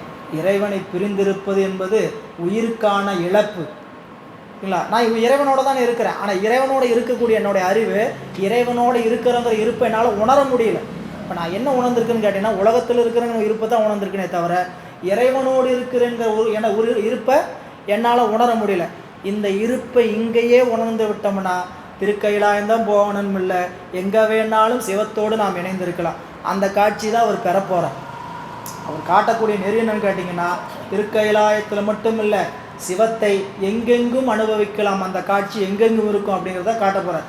ஆளும் நாயகன் கையிலையில் இருக்கை கண்டு இருக்குன்னா அவருடைய கோலத்தை கண்டபின் அல்லது, கோலம்னா திருவோலக்க காட்சி, அம்மையும் அப்பனுமாக எழுந்திருக்கக்கூடிய காட்சி. அந்த காட்சியை கண்டல்லால் மாலும் இவ்வுடல் கொண்டு மீளேன். மாலும் இப்போ முதல்ல நொந்து நோக்கி பேசினார். அப்போ பார்வையில் மட்டும்தான் கனிவிருந்து சரிங்க. எப்படி இப்படின்னு பார்த்தார், அவ்வளோதான். பார்த்துட்டு பேச்சில் கனியணும்னு வச்சுக்கினா, எப்பா இவ்வளோ தூரம் திரும்பி போப்பா அப்படின்னு சொல்லிலையும் பரிவு காட்டினார். ஆனால் நம்மளுடைய அப்பர் பெருமான உறுதிப்பாடு என்னன்னு கேட்டிங்கன்னா, மாலும் இவ்வுடல் கொண்டு மீளேன், கையிலையில் இறைவனுடைய இருக்கையை வீற்றிருக்கை கண்டல்லார் மாலின் உடல் கொண்டு மீளேன். எண்ணியது எண்ணியவாறு எய்தப் பெறுவர், எண்ணியர் திண்ணியராக பெறு. சரிங்களா? முடியாது என்பது முட்டாளுடைய வசனம். சரிங்களா? நாம் முடியாதுன்னு முனைப்போட சொல்லலை. முடியாது என்பது பொதுவாக என்னன்னு கேட்டிங்கன்னா முட்டாள்களின் வசனம். முடியும்னு நினச்சிக்கிட்டே இருக்கலாம். எல்லாத்தையும் நினைங்க, கட்டி இழுங்க, வந்தால் மலை, போனால் டேஸ் போனால் ஐயா நான் முடியாது, எதை முடியாது, மனப்பாடம் முடியாது, படிக்க முடியாது, கோயிலுக்கு போக முடியாது, முடியும்னு நினச்சி முயற்சி பண்ணுவோம். இழப்பு ஏதாவது இருக்கா? சரிங்களா? நேற்று படிக்க ஆரம்பித்த போது 0. சரிங்களா? எனக்கு ஒன்றுமே தெரியாது. இன்றைக்கி 20 தெரியுது, 40 தெரியுது. அத்தனை லாபம், அத்தனையும் சாமி கொடுத்த பொன்முடிப்பு. அத்தனை நம்மளுக்கு கொடுத்துருக்கு, சிவபெருமான் கொடுத்துருக்கக்கூடிய பொன்முடிப்பு. புரியல? அப்படி தான் நினச்சிக்கணும். அது தெரியல, இது தெரியல, நம்ம ஒன்றுமே புரிய மாட்டேன். ஒரு கவலையும் வேண்டாம். நமக்கு இறைவன் எதை நம்ம அறிவில் நிறுத்தணும்னு நினைப்பாரோ அதை நிறுத்திருக்கிற அத்தனையும் நம்ம பெற்றிருக்கக்கூடிய செல்வம், யாரினாலும் பறிக்க முடியாத செல்வம். எனவே மாலும் இவ்வுடல் கொண்டு மீளேன் என்று மறுத்தார். அப்படி மறுத்தாராக அங்கு மற்றவர் துணிவறிந்து அவர் தம்மை அறிய நீங்கு மாதவர் விசும்பிடை கறந்து நீள் மொழியால் ஓங்கு நாவினுக்கரசனே எழுந்தீர் என்று உரைப்ப தீங்கு நீக்கிய யாக்கை கொண்டு எழுந்து ஒளி திகழ்வார். சரி, இப்போ சாமி இப்படி சொல்லிட்டார், அப்பர் பெருமான் இப்படி சொல்லிட்டார். என்னன்ட்டு, இந்த உடம்பு எப்படி ஒரு நாளைக்கு என்ன ஆக போகுது, அழிஞ்சு போக போகிறதான். இந்த உடம்பை கொண்டு நான் திரும்பி போக மாட்டேன், பெருமானை பார்த்துட்டு தான் திரும்புன்னு உறுதிப்பாடு இருந்தார் பாருங்க. அந்த உறுதிப்பாடு யாருக்கு தெரிஞ்சிருச்சு? வந்திருக்கக்கூடிய பெருமானுக்கு தெரியும். புரியுங்களா? அதை விட்டுட்டு அப்படியே அவர் என்ன பண்ணிருக்கலாம், திருக்கைலாயத்துக்கு நீ போப்பான்னு சொல்லியிருக்கலாம். சாமி அங்கிருந்து என்ன பண்ணியிருக்கலாம், ஒளி தேகம் கொடுத்து நீ என்ன பண்ணிக்கலாம், திருக்கைலாயத்துக்கு சென்று திருக்கைலாயத்தில் நீ முக்தி அடைன்னு சொல்லி என்ன பண்ணிக்கலாம் பெருமான், அப்படியே அனுப்பிச்சிக்கலாம். ஒரு காரணம் மண்ணு தீந்தமிழ் புவியின் மீது பின்னையும் பழுத்த. இன்னொரு காரணம், இவருடைய உறுதிப்பாட்டை மற்றவர்களெல்லாம் தெரிந்து கொள்ள வேணுமா வேண்டாமா? திருக்கைலாயத்துக்கு போனவர் எவ்வளோ உறுதிப்பாட்டோடு போனார் அப்படிங்கிறது எப்படி சொன்னால் தெரியும்? திருக்கைலாயத்தில் முத்தி அடைஞ்சுருந்தா தெரியாதுங்க. என்ன அழிஞ்சத திருப்பி அனுப்பிச்சுங்காட்டி தான் தெரிஞ்சுது. ஏன் திருப்பி அனுப்பிச்சாரு? இந்த உடம்பை மீண்டும் ஒளிதேகமாக மாற்றி வந்திருக்கிறார். வந்தவருக்கு எல்லாம் பார்த்தவங்க கேட்குறாங்க, என்ன சுவாமி இப்படி இருக்கிறீங்க அப்படின்னா, திருக்கைலாயத்துக்கு போய் நான் இவ்வளோ இடர்பாடு சாமி என்னை புடம் போட்டு அனுப்பிச்சிருக்கிறாருங்கிறத வெளியே வந்து சொன்னாத்தானே தெரியும். அதனால் சொன்னாராம், ஆங்கு மற்றவர் துணிவு இறைவன் அறிந்து. அவர் அறிந்ததற்கு மட்டுமல்ல, உலக உயிர்கள் அறிந்து உய்யும் பொருட்டு என்ன பண்ணாங்களாம், அவர் தம்மை அறிய. திருநாவுக்கரசு நாயனாருடைய பெருமையை உயிர்களாக இருக்கக்கூடிய நாமெல்லாம் அறிந்து உய்யும் பொருட்டு நீங்கு மாதவர் முனிவராக வந்திருக்கக்கூடிய இறைவர் அந்த இடத்திலிருந்து நீங்க விசும்பிடை கறந்து வானத்தில் ஆகாயத்தில் மறைந்து நின்று நீள்மொழியால், சுவாமிகிட்ட ஒரு அசரீரி வாக்கு சொல்கிறார், நீள்மொழியால் தான் ஓங்கு நாவினுக்கு அரசு, ஓங்கு நாவினுக்கு அரசனே எழுந்திரீர். அப்போ இதுவரைக்கும் அவரோட நிலைப்பாடு என்னங்க, கிடக்கையா கிடக்கிற, அப்படியே படுத்தே கிடக்கிறேன். இத்தனையும் படுத்து கொண்டு தான் நிகழ்ந்து கொண்டிருக்குது. அப்போ பார்த்தார் சாமி விசும்பிடை ஆகாயத்தில் தோன்றி சொல்கிறார், ஓங்கு நாவினுக்கு அரையனே, ஓங்கு நாவினுக்கு அரசனே எழுந்திரீர். இந்த ஒரு வார்த்தை ஏற்கனவே கேட்டோம். அவங்க அக்கா எம்பிராட்டி திலகவதியாருடைய திருவடி சரணம் அடைந்து திருவதி வீரட்டானுக்கு அடைஞ்சாரு பாருங்க, சோலை நோய் வந்து. அப்போ அம்மா என்ன சொன்னாங்க? எழுந்திரீர். அதே வார்த்தை சுவாமி சொல்கிறார், எழுந்திரீர். எழுந்து எழுந்து எழுந்து. இப்போ எழுந்திரின்னு சொன்னார்னா அந்த எழுந்திருக்கிறதுக்கான ஊக்கத்தை யார் கொடுக்குறார்? சிவம் தான் கொடுக்குதுங்க. நம்ம ஒரு இடத்துல நம்மளுக்கு பெருமான் ஒரு விஷயத்தை செய்ய சொல்கிறாருன்னா, குறிப்பில் வருதுன்னா இறைவன் தான் அதை செய்ய சொல்கிறார். இப்போ நன்னால் முடியுமா? முடியாதா? யார் முடிவு பண்ணும்? சிவம் தான் முடியும். செய்ய வேண்டிய கடமையை நாம் பெருமானோட முனைப்பினால் செய்யக்கூடாது. இறைவன் நமக்கு பணிக்கிறார் இந்த பணியை, நாம் இந்த பணியை உறுதிப்பாட்டோடு செய்யணும்னு நம்மளுக்கு என்ன வரணும்? உரைப்பு வரணும். அதை அன்னன்னைக்கு அவருடைய திருவடிக்கு சமர்ப்பணம் பண்ணிடணும். சாமி, இது என்னுடைய வேலை இல்லை, நீங்கள் செய்ய சொன்னீங்க, செஞ்சுருக்கிறேன். இதில் வரக்கூடிய ப்ளஸ்ஸு மைனஸு எல்லாம் உங்களுக்கு தான். புரியல? ப்ளஸ் வந்தால் எனக்கு, மைனஸ் வந்தால் உங்களுக்கு, இப்படின்னு சொல்லிட்டு போகக்கூடாது. புரியுங்களா? ப்ளஸ்ஸு மைனஸு எல்லாம் உங்களை சேர்ந்தது சாமி அப்படின்ட்டு அவர்கிட்ட என்ன பண்ணணும்? திருவடி சமர்ப்பணம் அப்படின்னு சமர்ப்பிக்கணும். எனவே இங்கே சொல்கிறார், ஓங்கு நாவினுக்கு அரசனே எழுந்திரீர் என உரைப்ப சொன்னீரா. சொன்னவுடன் தீங்கு நீங்கிய யாக்கை கொண்டு எழுந்து ஒளி திகழ்வார். உடம்பில் அதுவரை ஏற்பட்ட அத்தனை ஊறுகளும் நீங்கி தேகம் ஒளி தேகமாக அவர் புறப்படுகிறார். இதுவரைக்கும் அவரோடு பயணித்த யாக்கை மாயா யாக்கை என்று சொல்லக்கூடிய யாக்கை. இதுக்கு மேலே அவருக்கு பயணிக்கக்கூடிய யாக்கை அருள் உடம்பு. இது வரைக்கும் அவருக்கு வந்த உடம்பு என்ன உடம்புங்க? மாயினால் வந்த உடம்பு. இதற்கு மேல் இறைவன் அவருக்கு வழங்குவது அருள் உடம்பு. ஏன்? அவருடைய எண்ணமும் அதுவே. எனவே அப்படி மாற்றி கொடுத்தார். எழுந்து ஒளி திகழ்வார். எழுந்து ஓங்கு நாவினுக்கரசனே எழுந்திரீர் என்று உரைப்ப தீங்கு நீங்கிய யாக்கை கொண்டு எழுந்து ஒளி திகழ்வார். அப்படி எழுந்தவர்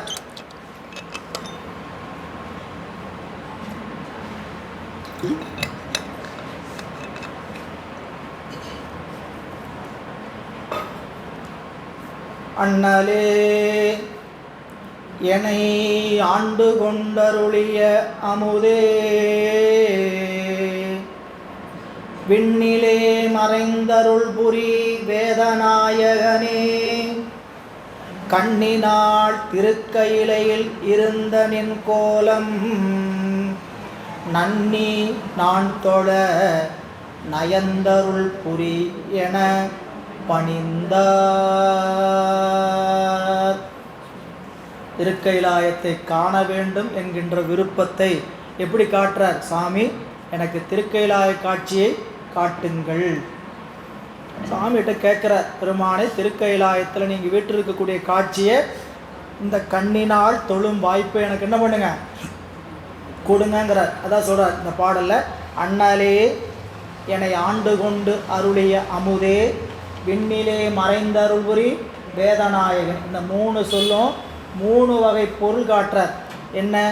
முதல்ல அண்ணலேன்னு சொல்வது இறந்த காலம், என்னை ஆண்டு கொண்டு அருளிய அமுதேங்கிறது நிகழ்காலம், விண்ணிலே மறைந்தருள்புரி வேதநாயகனேங்கிறது எதிர்காலம். எப்படின்னு கேட்டிங்கன்னா, இப்போ வந்தவர் முனியவராக வந்தவர் எப்படிப்பட்டவருங்க? அவர் சாமியாக வரல, முனிவராக வந்து காட்சி கொடுத்தார். அப்படிப்பட்ட இடத்துல சொல்கிறார், அண்ணாலே பெருமையாவது, அந்த பெருமை சொல்கிறார்.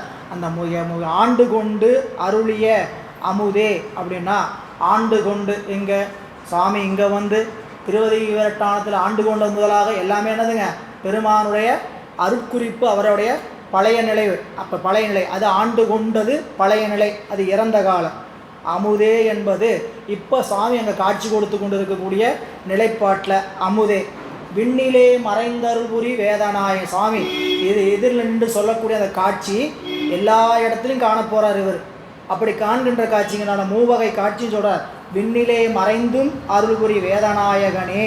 அப்போது ஆண்டு அந்த பாடல் எப்படி படித்து பொருள் செய்யணும்னு கேட்டிங்கன்னா, என்னை ஆண்டு கொண்டு அருளிய அண்ணலே, என்னை ஆண்டு கொண்டு அருளிய அமுதே. அந்த நடுவில் இருக்க வார்த்தை தீவகம்னு சொல்லப்படும். அது 2 பக்கம் பொருத்தணும். என்னை ஆண்டு கொண்டு அருளிய அண்ணலே, என்னை ஆண்டு கொண்டு அருளிய அமுதே. விண்ணிலே அப்போ அது சொல்கிறார், ஆண்டு கொண்டு அருளிய அப்படிங்கிறதுனா பழைய நிலை, அவருடைய நிலைப்பாடு. அமுதே நான் இப்போ என்ன உடம்பை மாற்றிட்டாருங்க, ஒளி தேகமாக மாற்றிட்டார் இல்லையா, அது அமுது. இந்த தேகம் எப்படி ஆயிடுச்சுன்னு கேட்டிங்கன்னா, இது வரைக்கும் மாயா உடம்பாக இருந்தது அருள் உடம்பாக மாறினதுனால அமுதமாக மாறி இருக்கிறது. அந்த அமுதமாக மாறினது இப்போ நிகழ்காலம். இது வரைக்கும் இருந்தது பழைய காலம். அந்த பழைய காலத்தில் அண்ணலாகவும் இப்போ எனக்கு அமுதமாகவும் எதிரிலே தோன்றி நின்று இருக்கக்கூடிய வேதநாயகன், விண்ணிலே மறைந்தும் அருள்புரி வேதநாயகனே, கண்ணினால் திருக்கையிலில் இருந்த நின் கோலம், புறக்கண்ணினாலும் திருக்கையிலில் நீ வீற்றிருக்கக்கூடிய கோலத்தை நன்னி நான் தொழ அருள்புரி நயந்த அருள்புரி என பணிந்தார். சாமிகிட்ட அப்பயே என்ன கேட்குறான்னு கேட்டால், சுவாமி திருக்கையிலாயத்தில் இருக்கக்கூடிய நீங்களுடைய காட்சி என்ன பண்ணுங்க, அம்மையப்பரோடு இருக்கக்கூடிய காட்சி எனக்கு காட்டி அருளுங்க பெருமானேன்னார். அப்படி காட்டி அருளுங்கன்னு கேட்டவுடன் சுவாமி சொல்கிறார். இந்த பாடல் ரொம்ப முக்கியமான அந்த 368வது பாடல். ஐயா சொன்ன குறிப்பில் அப்படியே வச்சுக்கிட்டோம்னு கேட்டிங்கன்னா, திருக்கைலாயத்துக்கு போகக்கூடிய பாஸ்வேர்டு யாராருக்கெல்லாம் இங்கே இருக்கக்கூடிய திருக்கைலாயத்துக்கு போகணும்னு ஆசை இருக்குதோ அவங்கெல்லாம் நாள்தோறும் இதை விண்ணப்பம் வச்சுட்டு வந்தால் கண்டிப்பாக திருக்கைலாயத்துக்கு சாமி அழைச்சிட்டு போவார் அப்படின்னு சொல்லி அவர் ஐயா சொன்ன குறிப்பு அப்படியே சொல்கிறேன். இங்கே நாங்கள் எங்களுக்கு அவர்கிட்ட கேட்டதை அப்படி தான் நாங்கள் பாடி எங்களை அழைச்சிட்டு போயிட்டார் சாமி. எங்களுக்கு அந்த தகுதியும் கிடையாது, நிலைப்பாடும் கிடையாது, எதுவுமே இல்லை. சாமி என்ன பண்ணேன், இந்த ஒரு பூசையில் திருக்கைலாயத்துக்கு சுவாமி உன்னாலே அப்படின்னு பாடல் பாடினான். இப்படியோ என்னையும் ஒரு பொருளாக்கி அப்படின்னு சுவாமி அப்படி எடுத்து ஆண்டார் அப்படிங்கிறத நினச்சிக்கணும். ஏன்னா நம்மளுக்கு உடல் செல்வம் கால எந்த தகுதியும் நம்ம வரையத்துக்க முடியாது. செல்வம்னு பார்த்தோம்னா இன்றைக்கி போனோம்னா 3 லட்ச ரூபா வேணும், அன்றைக்கி போன காலத்தில் 1.5 லட்ச ரூபா வேணும், புரியுங்களா? அப்படி இப்போ எந்த நிலைப்பாடை பார்த்தாலும் எல்லாம் மைனஸாக தான் இருக்குது. ஆனால் அத்தனையும் சாமி என்ன பண்ணுறாரு, லிஃப்ட் பண்ணி அழைச்சிட்டு போகிறார். எனவே அண்ணரே என்னை ஆண்டு கொண்டருடைய அமுதே, விண்ணிலே மறைந்தருள் புரி வேதநாயகனே, கண்ணினால் திருக்கையிலே இருந்த நின் கோலம் நன்னி நான் தோழ நயந்தருள் புரி என பணிந்தார். பணிந்தவுடன் தொழுது எழுந்த நல் தொண்டரை நோக்கி விண்தளத்தில் எழு பெருகும் திருவாக்கினால் இறைவர் இப்பொய்கை முழுகி நம்மை நீ கையிலையில் இருந்த அம்முறைமை பழுதில் சீர்திரு ஐயாற்றில் கான் என பணித்தார். சாமி சொன்ன உடனே காட்சி அசரீர் என்ன சொல்கிறாருன்னா, இதோ இங்கே ஒரு பொய்கை தோன்றும்பா, அந்த பொய்கையில் மூழ்கு நீ திரு ஐயாற்றில் கையிலை காட்சி காண்பாய். ஏன் இப்படி சொல்லணும்? அடுத்தது நம்மளுக்கு கேள்வி, அங்கேயே காட்சி கொடுக்காம ஏன் திருவையாற்றில் காட்சி கொடுக்கணும் அப்படின்னா, நம்ம அளவில் நாம் என்ன அறிவுக்கு வச்சுக்கலான்னு கேட்டிங்கன்னா, எல்லாரும் திருக்கைலாயம் போவது சாத்தியக்கூறு குறைவு, புரியல? அதுக்காக ஒருத்தருக்கு அனுபவத்தை கொடுத்தார். என்னன்ட்டு திருக்கைலாய காட்சி எங்கேயும் பார்க்கலாம், திரு ஐயாற்றிலையும் பார்க்கலாம்ப்பா. அப்படி திருநாவுக்கரசர் வாயிலாக நமக்கு என்ன பண்ணுறாங்க சுவாமி விஷயத்தை அறிவுறுத்துறார். ஏன்னா எல்லாருமே திருக்கைலாயம் போக முடியுமா? திருவருள் வாய்ப்பு, அது திருவருள். ஆனால் எல்லாரும் திருவையார் என்ன பண்ணலாம், ஆடி அமாவாசைக்கு திருக்கைலாய காட்சி பார்க்க போகலாம், இல்லை? ஆடி அமாவாசை அன்னைக்கு அப்பர் பெருமானுடைய திருக்கைலாய காட்சி அங்கே கிடைக்குது. அப்பர் சுவாமியோடு சேர்ந்து நாமும் திருக்கைலாய காட்சி பார்க்கலாம், இல்லை? திருக்கைலாய காட்சி அங்கே தான் கிடச்சிது. உண்மையை சொல்லணும்னா திருக்கைலாயத்தை அப்புறம் தான் பார்த்தோம். திருக்கைலாய காட்சி எங்கே கிடச்சின்னு கேட்டீங்கன்னா, அங்கே தான் திருவையாற்றில் தான் கிடச்சிது. அதெல்லாம் அனுபவத்துலேயும் அனுபவம், சரிங்களா? அது எல்லாருனாலையும் அந்த அனுபவத்தை பெற முடியுமா? திருவருள் தான் அந்த உணர்வை கொடுக்கணும், புரியுங்களா? சாமி முதல் வருஷம் புறப்பட்டு வரார் திருவையாருக்கு போகும்போது, உள்ள சாமி சப்பரத்தில் புறப்பட்டு வரார். அப்பர் சுவாமி வெளியிலேருந்து உள்ளே வரார். அங்கே ஒரு இடத்துல காட்சிக்கு வருவாங்க. ஒரு காட்சிக்கு வரும்போது நாங்கள் அப்பர் சுவாமி நிற்கிற கூட்டத்தோடு இங்கே நின்றுட்டுருக்குறோம், சரிங்களா? அந்த காட்சியில் சாமி மேலே சாமிக்கு சூட்டப்பட்ட ஒரு இவ்வளோ பெரிய சரப்பூ, புரியுங்களா? பொன் நிறத்தில் இருக்கக்கூடிய பூ அப்படியே கீழே அப்படியே உருவிட்டு இறங்குது. அடுத்த வினாடி அம்மை மேலேருந்து பச்சை நிறத்தில் இருக்கக்கூடிய மாலை கீழே இறங்குது. ரெண்டும் ஒரு சேர நடக்கக்கூடிய காட்சி. உடம்பெல்லாம் அப்படியே சிலிர்த்து போயிடுச்சு. ஒரே நேரத்தில் நீங்கள் இப்படி பார்த்துட்டு இருக்கும்போதே சாமி உடம்புலேருந்து அப்படியே அந்த பொன்னிற மாலை இறங்குது, கீழே இறங்குன்னு அப்படியே சரிஞ்சு கீழே விழுகுது. அடுத்த வினாடி அம்மை மேலேருந்து அப்படியே இந்த பச்சை நிற மாலை மாற்றமே இல்லாமல் ரெண்டும் அந்தந்த நிறத்துக்குரிய காட்சியே அப்படியே கிடச்சிது, புரியல? வீடியோ காட்சியை வச்சுருக்குறோம். அந்த அப்போ எடுத்து காட்சியை சாமி அப்படி எடுத்து பார்த்த காட்சி புரியுங்களா? அப்படி ஒவ்வொரு இடத்துலையும் ஒவ்வொரு அனுபவம். சும்மா பெருமான் அப்படியே கொடுத்து அதில் சுய அனுபவமாக இருந்தாலும் நமக்கு அந்த கேட்டோம்னா தான் அந்த உணர்வு சாமிகிட்ட எவ்வளோ நம்ம இன்னும் ஆழமாக இருக்கணும் அப்படின்னு நினைப்பெல்லாம் வரும். இல்லைங்களா? உண்மையை சொன்னால் அன்னைக்கு இருந்த வேகமும் அன்னைக்கு இருந்த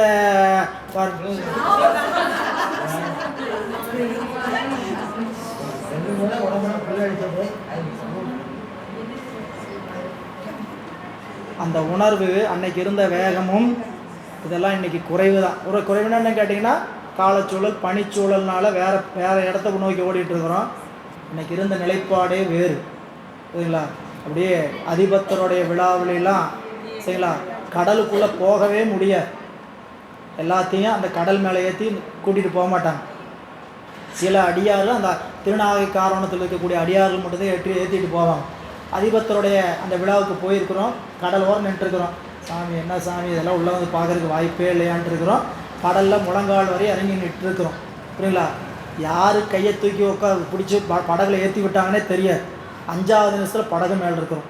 பின்னாடி இருந்து யார் தூக்கி விட்டாங்கன்னே எங்களுக்கு தெரியாது. புரியுங்களா?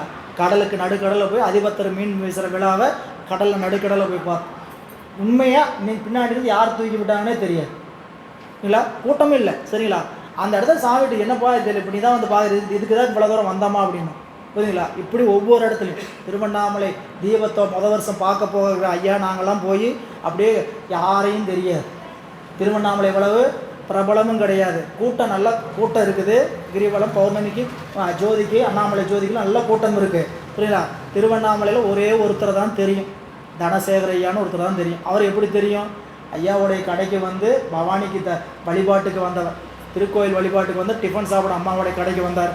இல்லை, ஐயாவுடைய கடையில் என்ன பண்ணியிருப்பாங்க, அந்த கடையில் முழுக்க தேவாரமாக எழுதி போட்டிருப்பாங்க. கடை ஹோட்டல் முழுக்க என்ன பண்ணியிருப்பாங்க, தேவாரமாக எழுதி போட்டிருப்பாங்க. அவர் தேவாரம் எழுதி போட்டுக்கிறத பார்த்துட்டு கேட்டபோது இப்படின்னு சொல்லும்போது அவர் வந்தால் வாங்கன்னு சொல்லிட்டு போனார். ஃபோன் வசதி கிடையாது, ஒன்றும் கிடையாது. திருவண்ணாமலை வந்தால் வாங்க அப்படின்ட்டு போயிட்டார். திருவண்ணாமலையில் போய் அப்படியே மூளையில் முச்சுன்னு நிற்கிறோம். தீபத்துக்கு வந்திருக்கிறோமே என்னப்பா பண்ணுறதுன்னு. புரியுங்களா?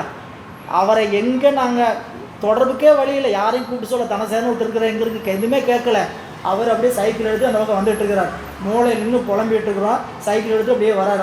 அந்த மூளைக்கு வரார். அந்த கிரிவல பாதையோட ஆரம்பிக்கக்கூடிய இடம், அந்த இடத்துக்கு வந்து சேர்றார். அப்படி வந்தோடனே எங்களுக்கு ஆச்சரியம்னா, சாமி என்ன சாமி அப்படின்னு கூட்டிகிட்டு போய் நேராக முதல் வருஷமே அங்கே இந்த பரனில் உட்கார வச்சு எல்லா காட்சி தீபத்தையும் பார்க்குற மாதிரி உள்ள சாமி புறப்பாடு எல்லாத்தையும் கலெக்டர் எல்லாம் உட்காந்துருக்க இடத்துல உட்கார வச்சு பார்க்க வைக்கிறேன். அத்தனையும் இறைவனுடைய அந்த அருட்தன்மைக்கான எடுத்துக்காட்டுகள். நம்ம அன்பினால் செஞ்சனுங்க சத்தியமாக சொன்னோம்னா அன்புங்கிறது சுத்தமாக கிடையாது. அன்பு என்னத்த அன்பு, பெருமானுடைய கருணை. எப்படியோ ஒன்று அப்படியே பெருமான் கைப்பிடிச்சு இருக்கிறார், அப்படியே லிஃப்ட் பண்ணிக்கிட்டே இருக்கிறார். புரியுங்களா? அப்போது இறைவன் செய்யக்கூடிய ஒவ்வொன்றுக்கும் ஏதாவது ஒரு காரணம் இருக்குது, நம்ம அறிவுக்குள்ள விளங்கணும். புரியுங்களா? ஏன்னு கேட்டிங்கன்னா, எல்லா வசதிகளோடும் செல்வதற்கு பெயர் யாத்திரை அல்ல. புரியுங்களா? எல்லா வசதிகளும் இல்லாமல் சரிங்களா, எல்லாம் கிடைக்காம தான் இருக்கும். கையில் கூட சோறு வாங்கி சாப்பிட்ற சூழல் வரும். இந்த உறுதிப்பாடு தான் தொண்டர்களுக்கான உறுதிப்பாடு. அதை அறிவில் வச்சுக்கணும்னு சொல்லி எப்பயோ சொல்லி வச்சுக்கிற ஐயா. புரியுதுங்களா? நீங்கள் நான் படுத்து தூங்கணும், சாப்பிடணும், வீட்டில் இருந்துக்க தயவு செஞ்சு கிடைக்கும். புரியுங்களா? அப்படி இல்லாமல் போக போகிறதில்ல. ஆனால் நாம் அந்த சூழலையும் எதிர்கொண்டு தான் போகணும். புரியுங்களா? இவர் எத்தனை சூழலை கடந்து வர்றார் சுவாமி. யோசிச்சு பாருங்க, அவருடைய அறிவு என்ன பண்ணிட்டார். ஒரே சாமி ஒரே வார்த்தையில் திருவையாற்றில் காண்க. திருக்காலத்து எங்கே இருக்குது, கைலாயம் எங்கே இருக்குது, நெஞ்சு தேஞ்சு உடம்பு தேஞ்சு தண்ணி சாப்பாடு இல்லாமல் அவ்வளவு உணர்வோடு கடந்து வந்தவரை ஒரு வினாடியில் திரு ஐயாற்றில் காண்க. அவருக்கு கொடுத்திருந்தா சாமி நல்லா கொடுத்துருக்கணும் காட்சி.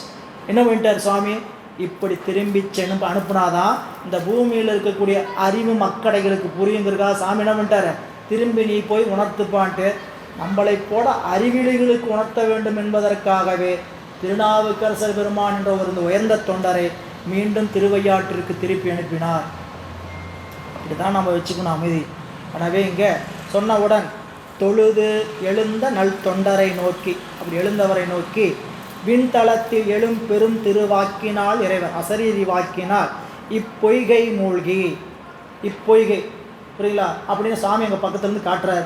இந்த பொய்கையில் மூழ்கி நாம் கையிலில் இருந்த அம்முறைமையை நம்மை நீ பழுதில் சீர் திருஐயாட்டில் காணென பணித்தார். நான் கையிலையில் எப்படி இருக்கிறனோ அதே காட்சி உனக்கு எங்கே கொடுக்க போகிறேன், திருஐயாட்டில் கொடுக்க போகிறேன், அங்கே பாருப்பா அப்படின்னு சொல்லிட்டு பெருமாள் பணிக்கிறார். ஏற்றினார் அருள் தலைமிசை கொண்டு மேல் எழுந்து இறைஞ்சி வேற்றாகி விண்ணாகி நின்றார் மொழி விரும்பி ஆற்றல் பெற்ற அந்நலார் அஞ்செழுத்து ஓதி பாட்டடம் புனல் பொய்கையில் மூழ்கினார் பணியார். சுவாமி சொன்ன அந்த அசரீரி வாக்கை கொண்டு வந்திருப்பது இறைவன் தான் அருளுகிறார்ங்கிற உணர்வு உள்ள அவர் கொடுத்துட்டார். அப்போ அதை அப்படியே ஏற்றுக்கொண்டு பெருமானை திருப்பதிகம் அங்கிருந்தே பாடுகிறார். திருக்கைலை திருத்தாண்டம் 3 திருத்தாண்டமும் திருக்கைலாயத்திலிருந்தே பாடியிருக்கிறார். நம்ம ஒன்றைத்தான் படிச்சுட்டு இருக்கிறோம் புரியல. வேற்றாகி விண்ணாகி மட்டும்தான் நம்மளுக்கு பயிற்சியில் இருக்கக்கூடிய திருக்கைலாயத்தை 3 திருப்பதிகம் பாடியிருக்கிறார் அங்கே திருக்கைலாயத்திலிருந்து. அப்போ ஏன் அப்படி பாடணும்னு கேட்டால் அவருக்கு பாட பாட பாட பாட நிறைவு ஏற்படவே இல்லை. 10 பாட்டு பாடினார் சரிங்களா. நமக்கு போற்றின்னு சொன்னால் 3 போற்றி தான். சாமி போற்றி சொன்ன என்ன, வேற்றாகி விண்ணாகி நின்றாய் போற்றி, மேலாமே ஆள் என்னை கொண்டாய் போற்றி, உற்றாகி உள்ளே ஒளித்தாய் போற்றி, ஓவாத சத்தத்து ஒளியை போற்றி, ஆற்றாகி அங்கே அமர்ந்தாய் அப்படின்னு சொல்லிட்டு பன்னிசையாக உண்ணாதவங்கன்னு சொல்லிட்டோம். 10 பாடலையும் பாடினவர் சாமியை போற்றுனது பத்தலை. ஒரு பந்தியில் உட்காந்து சாப்பிட்டாச்சு புரியல, சாப்பிட்டது திருப்தி அடையலை. என்னென்ன பண்ண உட்காரு சரி அப்படி வச்சு இல்லை, அறிவு பசி இருந்ததுன்னா என்ன பண்ண முடியாது, அடங்கார் சரிங்களா. அப்போ சாமிக்கு அந்த நன்றியை சொல்கிறதுக்காக 3 பதிகம் பாடினார். இந்த பதிகம் மிக ஆழ்ந்த கருத்துடைய பதிகம். இதில் அத்தனையும் குறிப்புகள் சாமியை எங்கும் காணலாம்ங்கிறதுக்கான குறிப்பு. இப்போ நீங்கள் முன்னாடி சொன்னார் இல்லைங்களா, அண்ணலே என்னை ஆண்டு கொண்டு அருளிய அமுதே விண்ணிலே மறைந்தருளி வேதனாயன் 3 குறிப்பு சொன்னார். இறந்த காலம், நிகழ்காலம், எதிர்காலன்ட்டு. இப்படி போய் வீட்டில் இந்த பதிகத்தை படித்து பாருங்கள். வேற்றாகி விண்ணாகி நின்றாய் போற்றி, நீளாமே ஆளெண்ணை கொண்டாய் போற்றி. இப்போ சாமி நிற்கிறது வேற்றாகி விண்ணாகி, முன்னாடி என்னை மீளாமே ஆளெண்ணை கொண்டாய் போற்றி, ஊற்றாகி உள்ளே ஒளித்தாய் போற்றி, ஓவாத சத்து. அப்படி ஒவ்வொரு குறிப்பும் திருக்குறிப்பாக பாடப்பட்ட திருப்பதிகம் திருக்கைலை திருத்தாண்டம். 3 திருத்தாண்டங்களை பாடி சொல்கிறார். ஏற்றினார், ஏற்றினார்னா ஏற்றினை உடைய அந்த பெருமான், இடப வாகனத்தை உடைய பெருமான் அருள் தலைமிசை கொண்டு மேல் எழுந்து இறைஞ்சி. இதுவரையும் படுத்திருந்தவர் என்ன பண்ணாருங்க, எழுந்து பெருமானை இறைஞ்சி வேற்றாகி விண்ணாகி நின்றாய் போற்றி, மீளாமே ஆள் என்னை கொண்டா போற்றி, ஊற்றாகி உள்ளே ஒளித்தாய் போற்றி, போவாத சத்தத்து ஒலியே போற்றி, ஆற்றாகி அங்கே அமர்ந்தாய் போற்றி, ஆரங்கம் நாள் வேதமானாய் போற்றி, காற்றாகி எங்கும் கலந்தாய் போற்றி, கையிலை மலையானை போற்றி போற்றி, கையிலை மலையானை போற்றி போற்றி. இதெல்லாம் வீட்டில் உட்காந்து பாடுங்க சரிங்களா. சாமி அப்படி ரசித்து ரசித்து பாடி பாருங்க. அப்படி பாடி மொழி விரும்பி அது அவரே எப்படி பாடியிருக்கிறார். அந்த வேற்றாகி விண்ணாகி நின்றார் மொழி விரும்பி விரும்பி பாடுறார். அந்த விருப்பம் தாங்க ரொம்ப முக்கியம். திருமுறை பாடும்போது ஏனோ பாடுறோம் அப்படின்னு பாடக்கூடாது. சும்மா பாட அது பாடுறதுன்னு சும்மா பாடுறது விரும்பி பாடுறதுன்னு கேட்டால் பாட்டில் இருக்கக்கூடிய நடைமுறையே தெரிஞ்சிடும் இல்லைங்களா. நம்மளுக்கு எப்போ விருப்பம் வரும்னு கேட்டால் இறைவனுடைய அருளை நாம் உள்ளத்தில் நிறுத்தினோம்னா தான் வரும் சரிங்களா. பெருமான் அதாவது இது உணர்ச்சி தான் சரிங்களா. உணர்ச்சி பெருக்கத்தில் வரக்காக சொல்லலை. இந்த உணர்வு நம்மளுடைய அறிவில் கலந்து நின்று சாமிகிட்ட அதை எப்படி வார்த்தையில் கொண்டு வரணும்னு கேட்டிங்கன்னா கலந்து பாடணும். பாட்டோட நம்ம எப்படி இருக்கணும், பிரயாணித்து பாடணும். அப்படி முடியலன்னா அந்த பாட்டை நம்ம பெரும்பாலும் பாடாமல் இருக்கிறது நல்லது புரியுங்களா. அதுக்காக பாடாமல் விட்டுறாதீங்க. என்ன பிரச்சனை அது நீங்கள் சொல்லிட்டீங்க அதனால தாங்க நான் பாடுறதில்லை அப்படின்னு எங்கேயாவது என்ன கேட்டிங்கன்னா. இப்போ திருப்பதிகம் பாட சொன்னோம் புரியல. இப்போ கடைசியாக வழிபாடு நடந்து பாடும்போது பாட சொன்னோம். அப்படியே மண்ணுகத்திலே ஒளி வளர் விளக்கிலேயே தான் இருக்கிறோம். இப்போ இந்த 4 பதிகம் பாடியாச்சு. 4 பதிகத்தில் வேறு வேறு பாடலை பன்முறையோடு பாடுவதற்கு என்ன பயிற்சி மேற்கொண்டிருக்கிறோம். ஒரு பாட்டாவது வச்சா பாடி நீங்கள் அந்த மாதிரி பாடினீங்கன்னா தான் ஆசையாக இருக்கும். பாடுறாங்க 1-2 பாடனைங்க இல்லைன்னு சொல்ல முடியாது. ஆனால் இது போதாது. அல்ல, இது எல்லாருக்குமே இயலலை. எல்லாருமே பாடுறதுக்கான சூழலில் வரல. பாடக்கூடிய அறிவை இறைவன் கொடுத்துருக்கிறார். சாமி சொல்கிறார் இல்லைங்களா, பத்திமையால் பணிந்தடியேன் தன்னை பண்ணால் பாமாலை பாடுவித்து பயில்வித்தானே நாயேனை தன்னடிகள் பாடுவித்த நாயகன். பாட வச்சிருக்கிறார். பாட வச்சவருக்கு நாம் எப்படி வாய்ப்பு இருக்கும் போதெல்லாம் அந்த பாடல் புரியுங்களா. இது அன்னைக்கு என்ன பாடனா வராது. அன்னைக்கு என்ன பாடனா வராது. திருக்கோயிலில் சுற்றும் போது பாடலாம் சரிங்களா. திருக்கோயில் பார்த்த வழிபாடு நீங்கள் செய்கிறவங்களா இருந்தால் திருக்கோயில் வழிபாடு இங்கே சுற்றி வந்தீங்கன்னா ஒரு பாடம் முழுசாக கூட பாட முடியாது. திருக்கோயில் வழிபாடு சாமியோட சிவாலயத்தில் போய் பாடினீங்கன்னா சிவாலய வழிபாட்டில் வளம் வரும்போது நல்லா வாய் விட்டு பாடலாம். இல்லைன்னா யாரை பற்றியும் கவலாமல் வீட்டில் பாடணும். என்னமோ ஏற்கனவே அப்படி தானையா பாடிட்டு இருக்கிறேன், எல்லாம் இங்கே பேசிக்கிட்டு இருக்கிறாங்க புரியல. வீட்டில் இருக்கவங்களா நேரம் பார்த்தாலும் எதையோ முனகிட்டே இருக்கிறீங்க நீ அப்படிங்கிறாங்க நினைப்பு எல்லாம் சொல்லுவீங்க. இருந்தாலும் இதுதான் சூழல். ஏன்னா நாம் ஒருத்தரோட கலந்து அப்படி போகிறோம் புரியுதுங்களா. அது நமக்கு கிடைக்கப்பட்டிருக்கக்கூடிய பேர் எல்லாருக்கும் கிடைக்கல. நமக்கு கிடைக்கப்பட்டிருக்கக்கூடிய பேர் வீட்டில் இருந்து அந்த திருமுறைகளை ரசித்து பாடுறது. ஏன்னா திருமுறை என்பது நமக்கு கிடைத்திருக்கக்கூடிய மிகப்பெரிய சொத்து.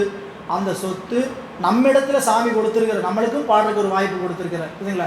வேற நீங்கள் சிந்திச்சு பாருங்கள். நீங்கள் திருக்கோயிலில் போய் ஒரு பாடல் பாடன்னு முன்னாடி இன்னும் பாடினீங்கன்னா அமைதியாக பாடுங்க, சத்தம் போடாதீங்க எல்லாம் சொல்லுவாங்க புரியுதுங்களா. நீங்கள் திருக்கோயிலில் எதாவது அனுபவிச்சிருப்பீங்க புரியல. கோயிலில் போய் ஏதாவது சத்தமாக பாடணும்னா என்ன பண்ணிடுவாங்க, புசம் பண்ணணும் கொஞ்சம் அமைதியாக பாடுங்கம்பாங்க. நாங்கள் அதெல்லாம் கேட்க மாட்டோம், நாங்கள் கேட்க மாட்டோம் புரியுங்களா. நான் அப்படி தான் பாடுவேங்க புரியுதுங்களா. ஏன்னா நம்ம அதுக்கு தான் வந்திருக்கிறோம். சரி அங்கே பாட முடியலையா, வழிபாட்டில் பாடுங்க, வீட்டில் பாடுங்க. ஆத்மார்த்த பூசையில் உட்காந்து பாடனா மாட்டேன்னு ஒருத்தரும் சொல்ல முடியாது. வீட்டில் இருக்கவங்களாம் மாட்டேன்னு சொல்லலாம். சாமி சொல்ல நடக்கட்டும் நடக்கட்டும் நடக்கட்டும் அப்படின்னு சாமி மகிழ்ந்து கேட்போம் புரியல. நம்ம வழிபாட்டில் ஒரு நாளைக்கு ஒரு பாட்டையாவது வாய் விட்டு நல்ல விருப்பத்தோடு பாடுங்க. எல்லா பாடலையும் பாட வாய்ப்பு இருந்தால் பாடுங்க. ஒரு நாளைக்கு என்ன பண்ணும், ஒரு பாடலையாவது நல்லா ரசித்து ஆறாமல் என்ன பண்ணுங்க, ஒரு சாப்பாடு இலையில பரிமாறினாங்க ஏதாவது ஒரு உணவையாவது ரசித்து சாப்பிடுமா வேண்டாம். அள்ளி லப்பு லப்பு லப்புன்னு வாயில் அள்ளி போட்டு உள்ள தள்ளிட்டு இருந்தா என்ன அர்த்தம் புரியுதுங்களா. ஏதோ சாம்பார் ஊற்றுனாங்க, புளிக்குழம்பு ஊற்றுனாங்க, ரசம் ஊற்றுனாங்க, தயிர் ஊற்றுனாங்க, ஸ்வீட்டு வச்சாங்க, பொரியல் வச்சாங்க, எதையாவது ஒன்றையாவது நல்லா ரசித்து சாப்பிட்டியா இல்லைங்க. என்ன போட்டாங்க, சாப்பிட்டேங்க அவ்வளோதான். அப்படி இல்லை புரியுதுங்களா.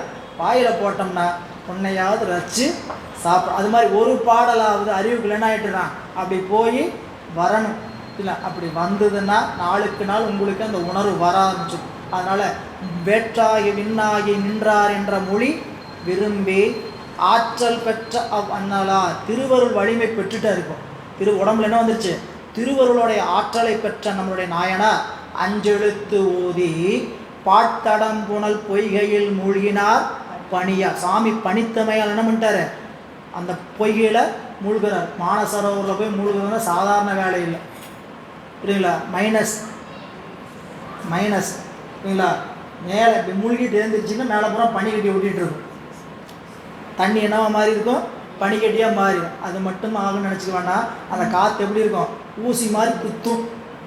சும்மா காற்று தான். வீட்டில் காற்று வரலையும் கவலைப்படுறவங்களாம் ஒரு நாளைக்கு போய் காற்று வாங்கினு வச்சுங்க, ஊசி குத்துற மாதிரி என்ன பண்ணோம், காற்று குத்தும்.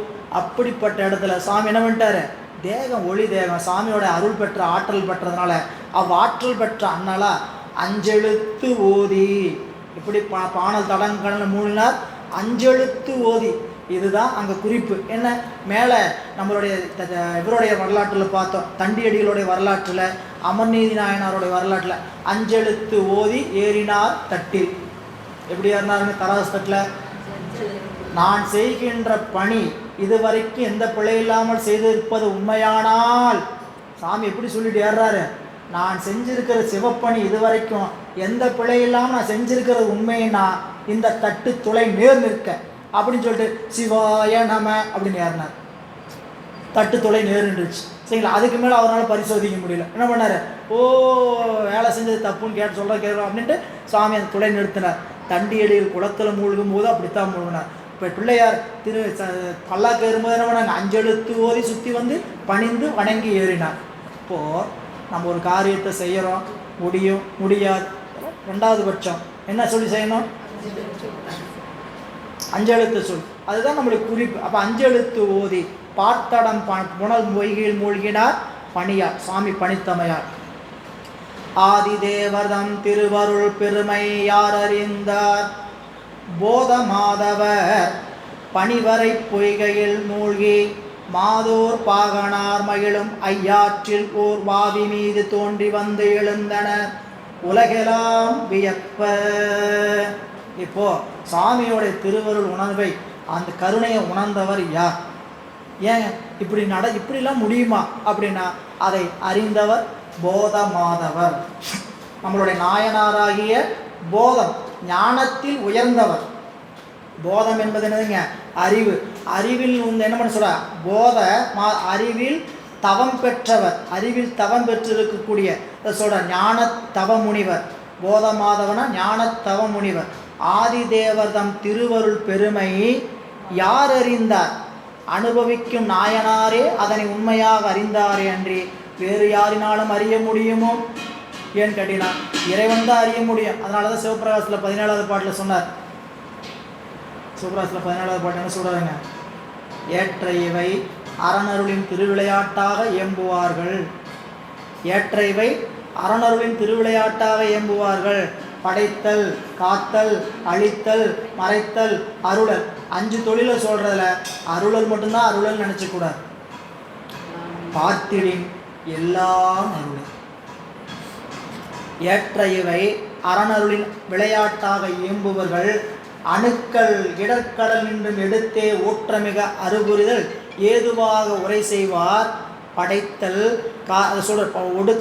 ஒடுக்கம் இலைப்பொழித்தல், காத்தல், போகம் தீப்பித்தல், திரோதாயி தகநிறுத்தல், போற்றலரும் அருளே என்று புகன்ற எவையும் அருளொழிய புகழொணாதே. எல்லாமே அருள் தான். சாமி படைப்பதும் அருள் தான், காப்பதும் அருள் தான், அழிப்பதும் அருள் தான், மறைப்பதும் அருள் தான். எல்லாம் பேர் தான் வேற வேற. புரியுங்களா? படைச்சிருக்கிறார், அதுவும் அருள் தான். காத்து கொடுத்துருக்கிறார், அழிஞ்சு போச்சு, அதுவும் அருள் தான். இல்லையா போச்சுயா, இல்லையா போச்சா, அருள் தாங்க ஐயா அப்படின்னு நினைப்பு. அதான் சொல்கிறாருங்க. சுவாமி பெருமான்ட்டு 5 எழுத்து ஓதி அப்படி வந்தவர் பணிவரை பொய்கையில் மூழ்கி மாதோர் பாகனார் மகிழும் ஐயாற்றில் ஓர் வாவி, ஒரு குளம், அது மீது தோன்றி வந்து எழுந்தனர் உலகெல்லாம் வியப்ப. எல்லாரும் பார்த்து வியக்கும்படி திருவையாற்றில் எழுகிறார். பம்புலா மலர் பாவியின் கரையில் வந்து ஏறி உம்பநாயகர் திருவருள் பெருமையை உணர்வார். எம்பிரான் தரும் கருணை கொல் இது என இரு கண் பம்பு தாரை நீர் பாவியில் படிந்து எழும் படியார்.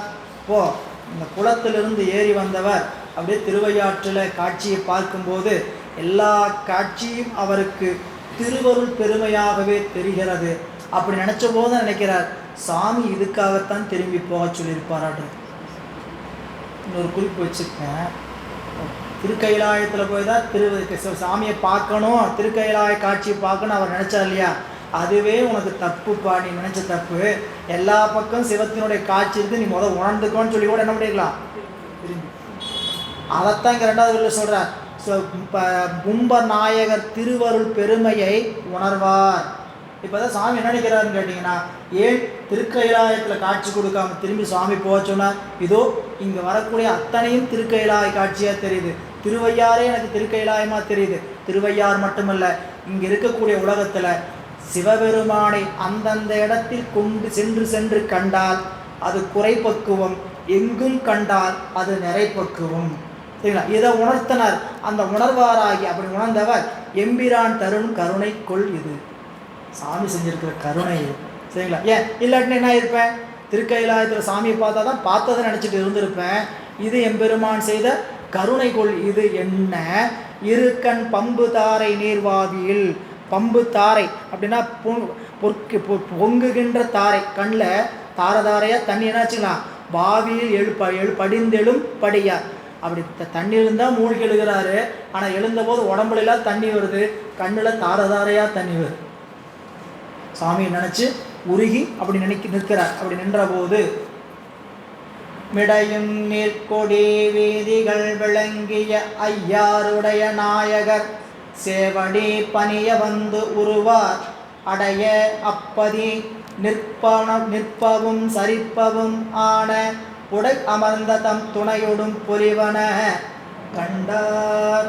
இப்படி அங்கு திருவையாற்றில் இருந்த நம்முடைய நாயனார் இறைவனுடைய சேவடியை பணிந்து அதை உள்ளத்தில் கொள்வாராக நின்றபோது அந்த திருவையாற்றில் இருக்கக்கூடிய நிற்கக்கூடிய பொருள்களும் அசையக்கூடிய பொருள்களும் எல்லாம் தான் துணையோடு இருக்கக்கூடிய காட்சியை பார்க்குறார். நிற்பவும் சரிப்பவும் ஆய எல்லாம் தன்னுடைய துணை உடையமர்ந்த தம் துணையோடும் பொலிவன கண்டார். நிற்பவும் எது?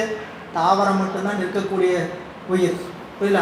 அப்படி தாவரம் ஒரு மரம் இருக்குன்னு வச்சுங்க, அந்த மரத்தை பக்கத்தில் இன்னொரு மரம் நிற்கிது. இல்லை, அவருக்கு என்ன காட்சி? சிவசக்தியோடு கூடிய காட்சி. இல்லை, ஒரு யானை ஒரு மயில் எது கண்டாலும் என்ன பண்ணான்னு கேட்டிங்கன்னா, கூட இருக்கக்கூடிய அந்த இன்னொரு படை என்ன பண்ணு பார்த்தீங்கன்னா எல்லாம் அம்மையப்பன். அப்படி தான் அவருடைய காட்சி.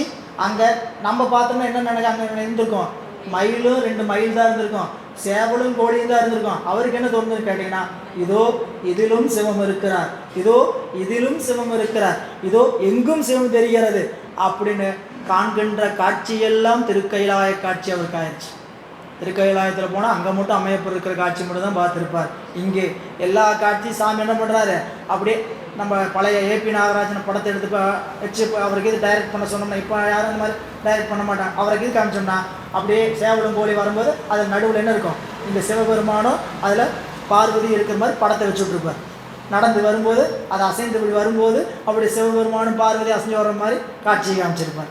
நிற்பனமும் சரிப்பமும் ஆய அப்படி எல்லாம் அது இருந்தது. அதை சொல்கிறார், மிடையும் நெருங்கிய நீண்ட கொடிகளை உடைய வீதிகள் விளங்கி இருக்கக்கூடிய ஐயாற்றில் உடைய இறைவனுடைய சேவடி பணிய வந்த உற்ற நாயனார் அப்பதியில் அந்த திருத்தலத்தில் நிற்பவும் சரிப்பவும், நிற்பன்னா அசரம் நிலைத்திருப்பது, சரிப்பன சரம் இயங்குவன, இப்படிப்பட்ட அனைத்தும் அருகில் விரும்பிய புடையமர்ந்த தம் துணையோட பொலிவன கண்டாராய். அப்படி கண்டவுடன் அவருடைய காட்சி பொன்மலை கொடி உடன் அமர் வெள்ளியம் பொறுப்பில் தன்மையாம்படி சக்தியும் சிவமும் சரிதை பன்மையோனிகள் யாவையும் பயில்வன பணிந்தே மண்ணு